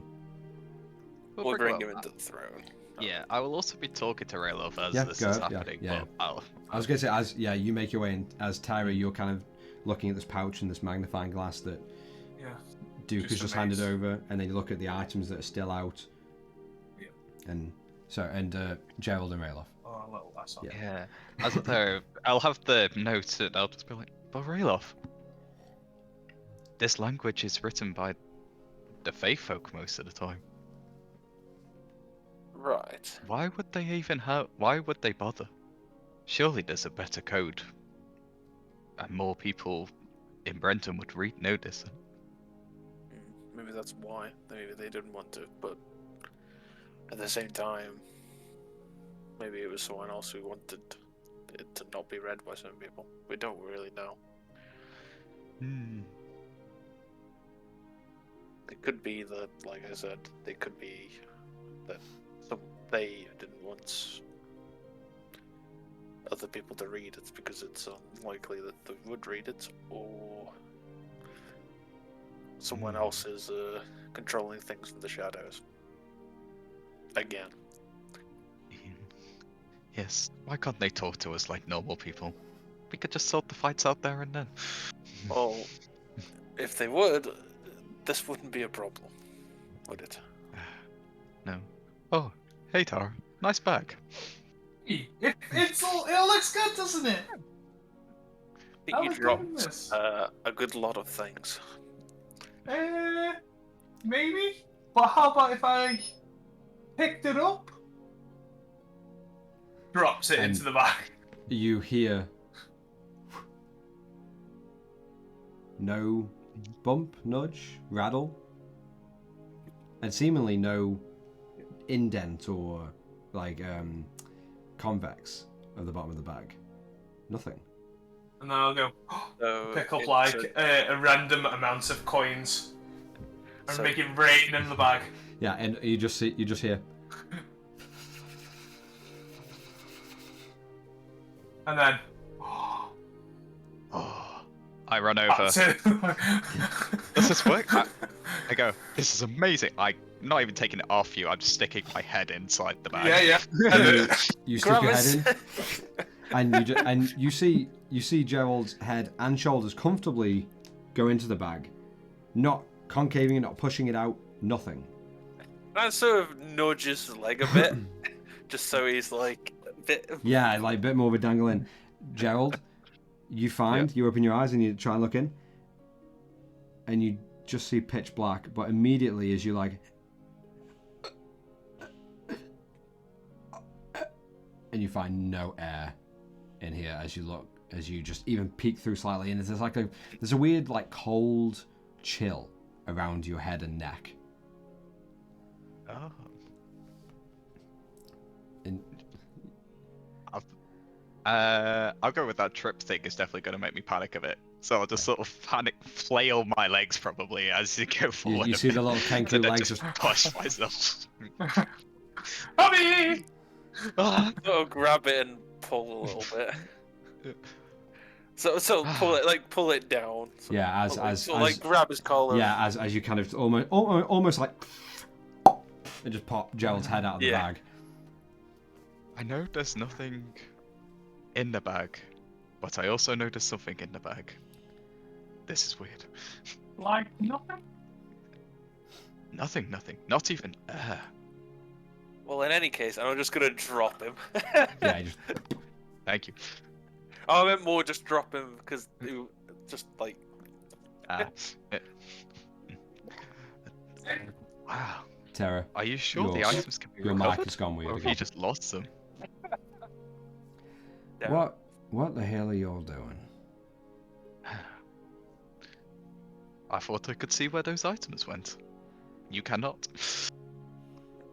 I'm sorry, we don't see a lot of this often, and I we're get just it. amazed. I'm amazed by this that you show me as well. Do you want to tell us a little more? Right, What is so this? so you take the glass, get a pinch of that powder and rub it around the rim, set it alight, and hold that puppy up to your eye. and look at whatever object or item you want to see. Can I try it now? Go ahead. I'll take a pinch. I ain't got too much of that powder left, but I should have enough to keep you going for a while. You know where you get more of it? No, No. but it's my gift to you. I got some other things that are staying with me. Maybe. Okay. Give it a go. Awesome. And you see I'll, Duke now kind of like stand up slightly, and just to get more comfortable, he goes over to Thistle and just sits down and just rests against this large stallion's rump, Awesome. taking his hat off and placing it to the side. I'll get a bit of the pink powder, put it on around the rim like she told us of this magnifying glass. I'll get like a starter to start the light up. And as how does it burn? As you spark it, yeah, the magnifying glass catches the spark, and you see a trail from where you sparked it, just of like a hot white flash around. Awesome. And then you see in the glass, you see a small eye just and open up. Purple in colour, changing the entire tint of the glass to this light purple, pinky kind of hue. Cool.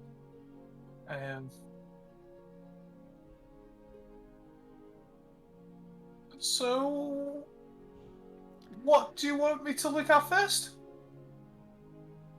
I'm thinking this bag, but is there anything you want me to use? I don't know. I know what the bag is. It's clearly magic. Okay. I kind of like twist and use. Yeah, you look down, and as soon as it like fills the entire frame of this magnifying glass with the bag, your mind instantly you feel. Of course, I know what this is. And you find basic knowledge. Bag of holding. Oh. I've got all the stats for the bag of holding as well. We all briefly know what it does. You can throw a bunch of shit in, you tip it up, then everything falls out. Anything within the dimensions of the lid of the bag can fit in. It can carry up to however many thousand pounds worth of weight. I'd only feel like it's about 10 pounds, 15 pounds in weight itself. And if another bag of holding or any other kind of bag that has this pocket dimension were to enter it, the bag would swallow itself and disappear, destroying everything and anything that is inside. Awesome. And what we learned earlier, there is no air in this pocket dimension, so any creature that was put in will suffocate. Lovely. So, this is really cool. I already knew, obviously. So, who wants to put stuff in the bag?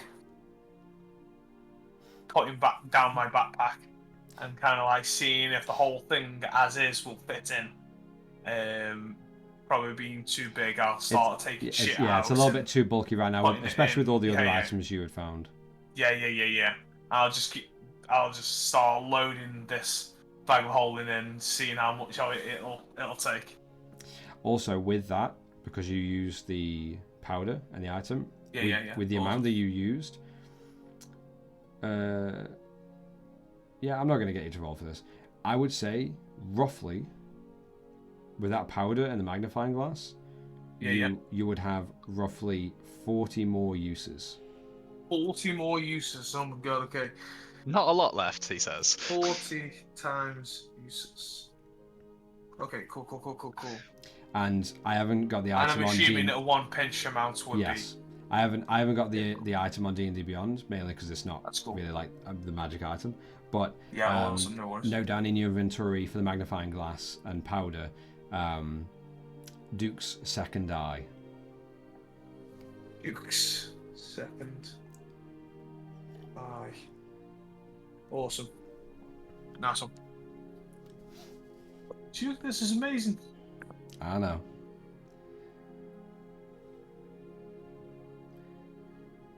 It's amazing what you can find in this desert. It is. Where did you find this? Obviously in the desert, but like, where did you find this? That's a long story. That's perfectly fine with me. Let's just Yeah, say, that's the source. let's just say I used to have some friends. Turned out not to be my friends. I decided, for all the pain and upset they had caused me, I'll take something useful of theirs, since they used my time and wasted it. That's fine. One valuable thing for another. I thought that was fair. Understandable. Bar leans down. Friends, enjoy the gifts. We will. Thank you, Bar. Oh, well, to Bar for the gift. Neighbor says you stopped the husks. Yes, we don't think they'll be troubling you soon. Thank you so much.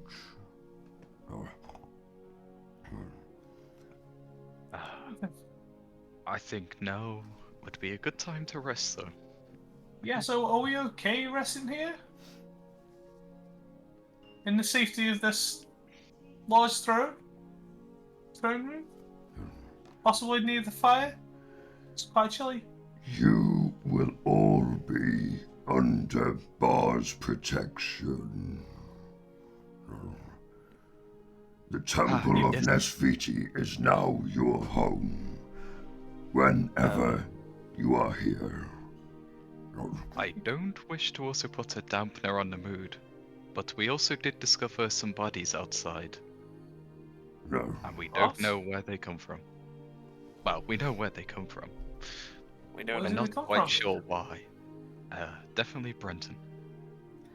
You know, I wouldn't be surprised if Eric had something to do with this. That snake of a coward. He'd do anything for a little bit of coin or access to some more books. And would you say now the husks are gone, there are no defenses around everywhere? I'd say in some ways the respite just got a hell of a lot safer.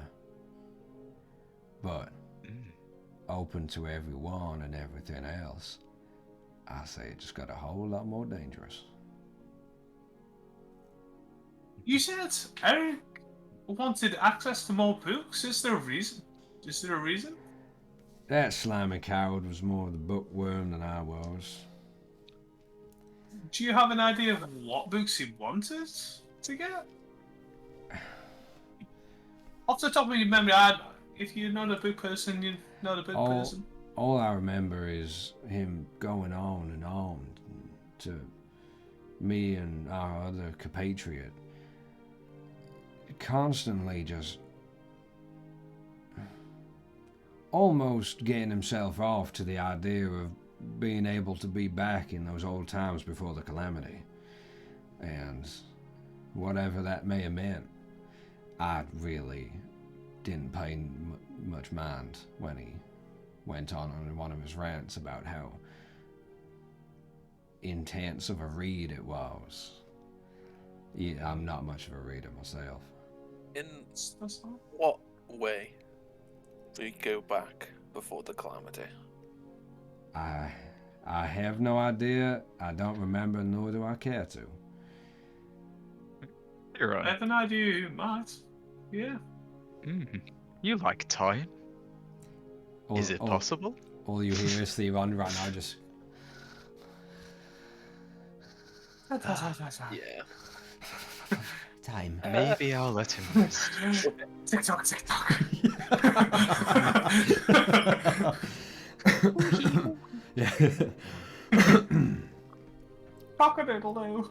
No. You want that? Fine. I You think will you might. No, don't mind. But I'll maybe let him Tiro rest. might be worth talking to him if we get there. Interest on an interest, and then poof. Maybe they might have something in common, but I'm sorry if y'all want to talk to him. If I see him, I'm gonna put lead between his eyes. Oh, it's understandable why. We'll see if we can get some information out of him before you do it. Good cop, bad cop. More like the jury and the executioner. That's perfect. I'll accept that, dudes. How does that sound to the rest of y'all? I imagine he'll be a dead man anyway once Lawmaster Ball then hears about what he's caused. If you're the one to finish him, then yeah, I don't mind. Well, it'd be nice to meet this low keeper. What was his name? Rolling.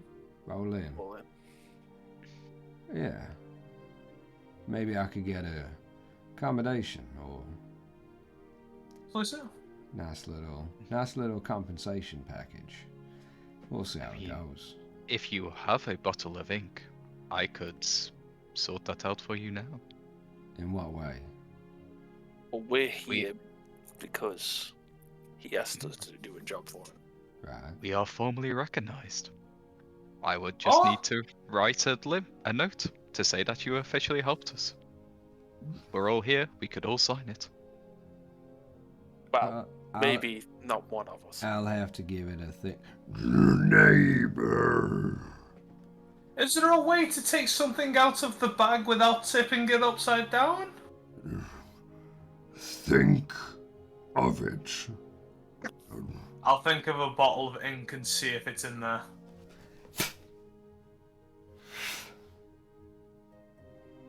Nothing. Sorry. Well, it can wait. Yeah, I agree.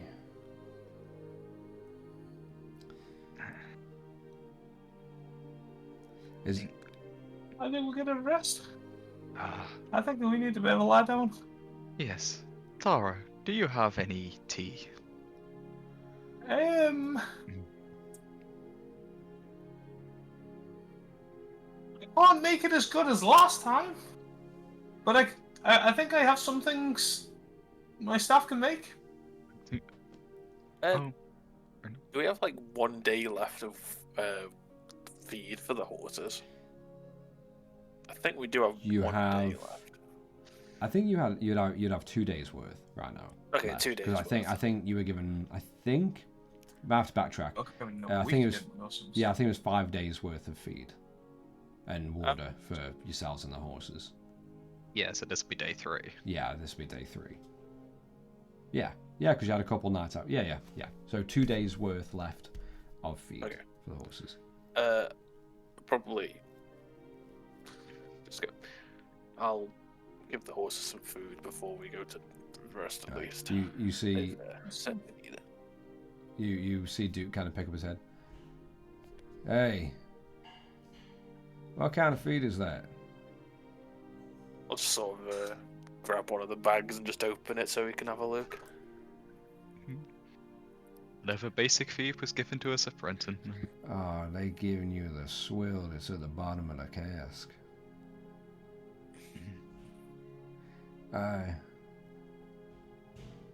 Hold on. And he pulls out 2 little metal mess tins, little bowls, with handles on. And he leans over to just in front of the large black stallion horse. Actually, not stallion, she's a mare. But very muscular and still just broad and immense in size. Hold on there, girl. and he reaches into the sack of feed that he has set in front of her face, and he just grabs a couple handfuls and just drains them into a mess tin each. You give these to these fine little beasts. And he just places the tins in front of both of your tawny brown horses that are just kind of now sort of laying down or settling down to rest and eat. It's a little bit of my own homemade recipe. You want to make sure to get quality over quantity, especially if it's the shit that any town will give you as far as a goodbye package. Besides, you treat your horses right, they'll treat you right. You say that's pretty easy to make? If it is, I might have to inquire into your recipe. Well, you find the right nuts and the right grain. Yeah, it takes a few days to swirl it up, but once you got it, you can make it in as big a batch as you want, as long as you can carry it. If you could write it down for me, that would probably be very thankful. It'd certainly help us Well, in the days to come. well, we got some time to get some eating, get some rest. Remind me when we wake up, and I'll write that down for you. So in terms of the that's tea thing, I will hand Tara the winter castle. Nice. Awesome. What I will also do, I'll sort of get the keg of water. Mm-hmm. I'll sort of turn to Duke. If you need any water, we do have some spare. I appreciate that. I'll dip in when I need it. Thank you. Yeah, I'll just sort of like... I will need some water in here. Yeah, I'll sort of undo the cork, because Yeah. we would have took some of it already. Yeah, Just as you... and you just pick up the keg and just... And within just a few start moments, refilling yeah. everyone. Maybe so use we Drew can- Craft to make Yeah, any awesome. bits that and bobs that I need. Yeah. Yeah, Yeah. no problem. Stop making So yeah, you throw things in and you just hold the sides, and almost near instantly, it just begins to shudder and shake and bubble as the water is boiled in near instantly. Wow. That was fast. Yes, I don't let need it one of boil these. out. Just foaming at the How top. do I like lifting it up? How do I take it off? Boil. You You don't, you pour it. With you your cups. you reach out to grab one of the cups that Duke has knocked out, Yeah. and Awesome. as you take that one hand off, you hear the boiling, and you see the foam come down slightly. See, take one hand off would have been the answer, and I'll pour. And you begin to prepare tea for Yeah. everyone, leaving Yeah. one I'm next to sure. Theron if he wakes up and gets up. I just remembered something important. What's that? Does anyone have any paper? Yes. I've got a little stack of paper.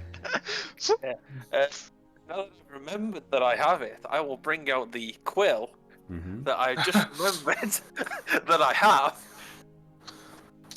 This Well, then, should be alright for writing it. I'll pour everyone a drink. And That'll feed be on, the, yeah. Kumquat squill. Kumquat's quill. Yeah, I just remembered that I had. I'm glad you did. Awesome. And I'll just, I'll sort of hand it over to, I've forgotten the name. Duke? No, not Duke. Duke, Gerald, yeah. Tara. How Okay. did I forget Gerald? I'll hand it over to Gerald and just start setting up cooking equipment to start making a meal for everyone. Okay. Of course. And with that, then Gerald will sit down. He's going to put the heart beside him for the moment. Then he'll write out a basic. Yeah, we'll go with like almost like a basic thing to just say that the companions of fate to proceed, assistance from Duke, etc. Then just leave a blank space for Tara and Rayloft to sign their names. Awesome. Put that there, put it to the side. And then I shall play with a Song of Rest, sort of thing, a gentle melodic harp playment. Okay. Composition, should I Also, say. what would you like to roll a performance check and then roll for the healing for the Song of Rest? Okay. Or Oh, everyone- it's just an extra on hit d6 dice, on yeah. the hit die, Yeah. yeah. That is a 14 plus 9, so 23 performance. Very well, exactly how you described it. Very melodic, very restful. No, I'm not trying to disturb Theron, no, essentially. no too crazy much. twangs. Almost like a lullaby to a degree. Duke is definitely going to use his hit die. Are we sleeping soon? This is what I would consider a setup. Yeah. What I'm gonna do is I'm gonna say, if everyone's okay, I'm just gonna grab pretty much everything we have and have a look using Duke's magnifying glass. Is everyone okay with me using a couple of this, a bit of this Go right this ahead. bag? Yeah, Yeah. cool. No worries. I'm gonna use however long it's gonna take me to literally identify all the items. Okay. The ones that I found, and also the items that came in with the bag. I will also Obviously, say, over time. So I will need some additional rations because I have 4. I on will me. hand you over. How many rations do you need? Well, I have 4. I would rather have at least 1 to save, so probably Okay, 2. I will give you 3 more. Awesome. Those goblins that were sort of trying to gnaw on bits of skeleton. Yeah. They're still fairly nearby. Yeah, they're just looking for- they're just kind of on the precipice of the throne chamber, kind of like laying out on the landing, just next to the large staircase. Yeah. I will pause the song just for a bit, then the melody to get up, and I think they're actually still technically charmed by me. That's on them. Oh yeah, because That's it's not a 8 thing hours, there. isn't it? 24. 24. Fuck me. Yeah, Nice. that's what Charm that's into- the part of the unnatural charm. Yeah, that's they are still kind of like, That's cool. as you play as well, you kind of see them like, rather than like the general like kind of like twitching and really like closed off, you kind of see them. More open. Mhm. I will hand them between them 2 rations that I have on me. All right, they kind of tentatively just. It's okay. I see that you haven't eaten enough. And weirdly, in this light, you never thought goblins could look cute, but as they begin to munch with their jagged fangs, yet their big doughy eyes are just like bing up at you with the big puppy dog dilated pupils, you almost feel like they are adorable in this moment as you feed them. Almost. And, yeah, Oh, almost. Mean it's how, adorable, that fine. doesn't mean to have a night with it, No. Gerald. I That know, does not For mean a goblin. you may be a bard. You may be a bard, but that does not mean sleep with them. Does Okay? that mean you can stop me? I'm not going. Well, you will have Big Papa Ogre stopping you if you try. Sense. Just he as wants a grandkids. warning. He wants grandkids. It's fine. He seems very friendly.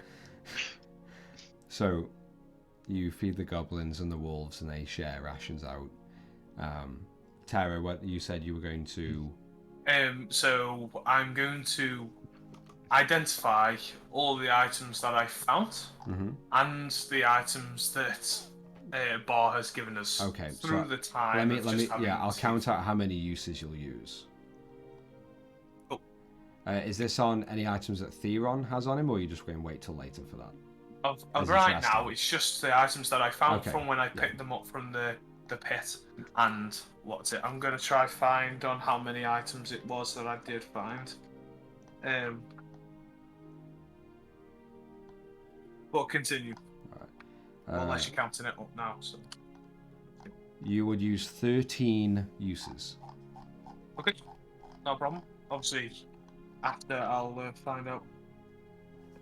Let's see. Alright. So, and you just hear Duke as he takes a sip of his tea. You know, It's been a weird day. And I want to apologise while all of y'all are here, and especially while that one's asleep. I didn't mean for any of this to happen. I saw them. I saw them. I saw her in that Kevin, and it was a little bit too much, and I apologize that I wasn't myself. Well, you are now, and that's what's important. Well, I appreciate the hospitality and graciousness. Thank you. Alright. You've come to our aid on a couple occasions before. We know you're not trying to hurt us. Well, not yet. Oh yeah, no, because that's when you put the barrel to our heads and talk to us without a face. Listen, That's On that, it's a bit of a. Tara, on that note, though, I'd much rather be safer and no one getting hurt rather than going and trusting strangers that might string me up by my insides. That's the only reason I had to do that. I apologize. But that again. close, I was basically shitting myself. I could smell it. It's okay. As you should. It stinks. Well, I don't shit often. So. That's no poop. I never have that issue. I got a morning routine. Well, listen though. I appreciate. My nature calls. That's so bad. Listen though, I really do appreciate you opening up to me and not casting me away or sending me off this plane. We wouldn't want to, obviously. Well, Not saying that we would, but we wouldn't want to. well, I'm thankful. Know that we easily could. Yeah. Gonna give it a swagger. And he just smirks back. You do see as he's kind of settling down more to rest. Yeah.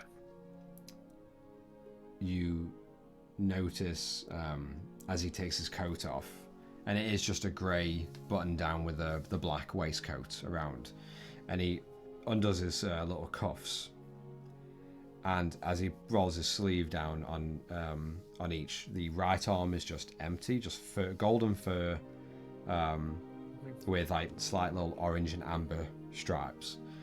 The other, you see a small little like mechanical device latched onto his forearm, and it's just got two leather straps on either side, and you see him just unbuckling it. You also see, as he places that down and he turns around, you see in his black waistcoat, you see concealed away a smaller like snub handle peeking out, but attached to it is a large, like I guess about a foot long of a barrel, or of length of whatever this is, and fairly chunky and thick, as it's just like jammed into this like small or this fairly large like deep hidden pocket in the back of his waistcoat, and it spans pretty much from one hip to the other.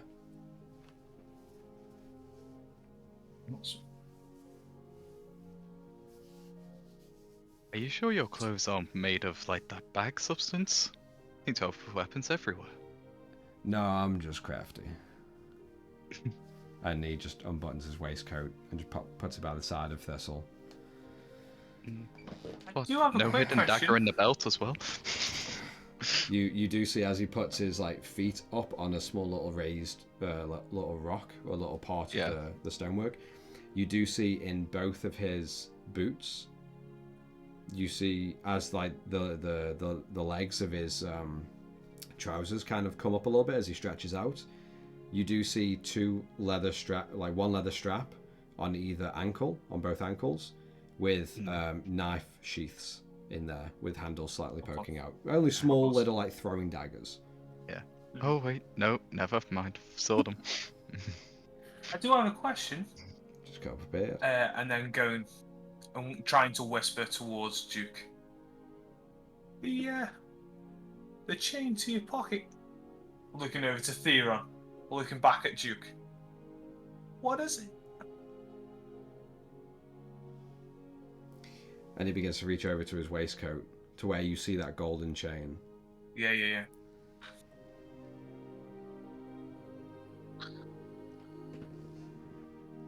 I think we should save that for a better time. That's perfectly fine. I know he'd be very happy. You know he's And- called his bat Egret. He's very unique. He is.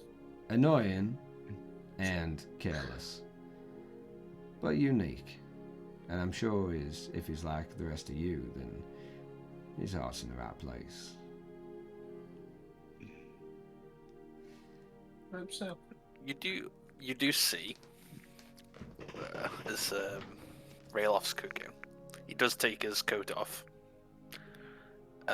If anyone is looking over to him at any point, they will see on the tops of his shoulders almost a metallic sort of coating. Silver, but almost like metallic on his skin. And it looks as if it goes past underneath. Like to his back, or Like down under his clothes on his shoulders. okay. Cool. But an accessory that he wears. Yeah, but you don't see any metal on him. You just see that it looks metallic, all running down his shoulders. On both sides. You notice Duke just looking around at everyone, but he is still thoroughly just enjoying his tea and kind of settling down into the rump of his large muscular mare, Thistle.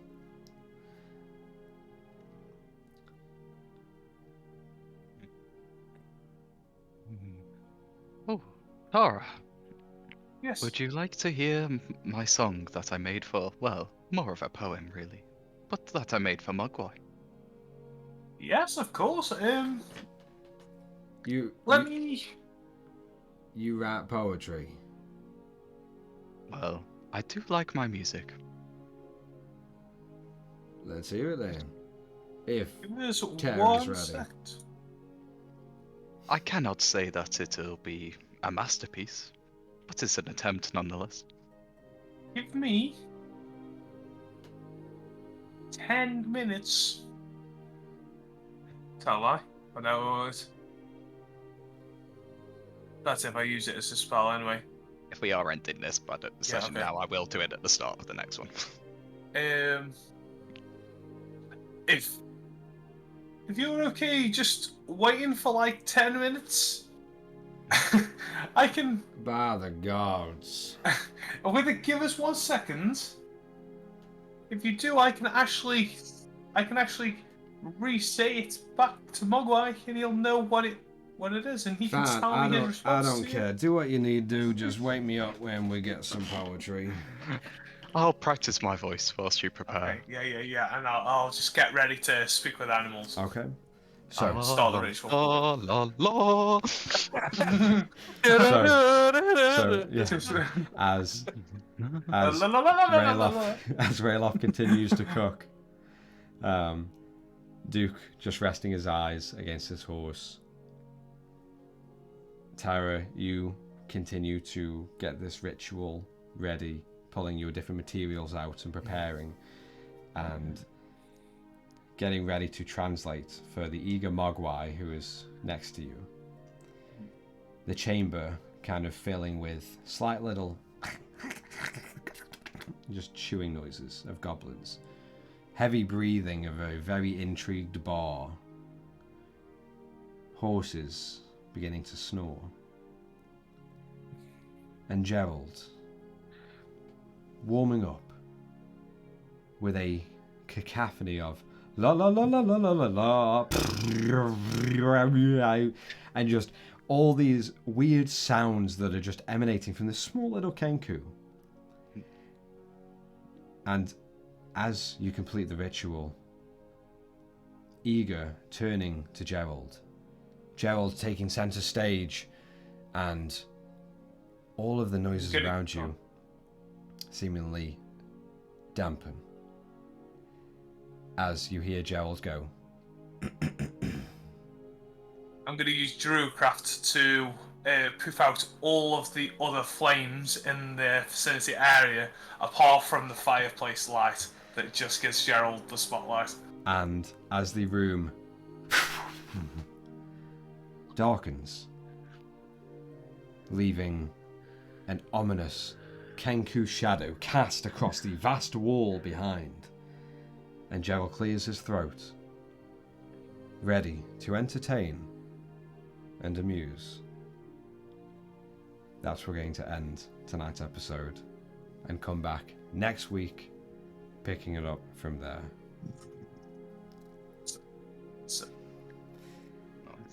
Now, before we go, I want all three of you to have a point of inspiration, because everyone did amazing this game.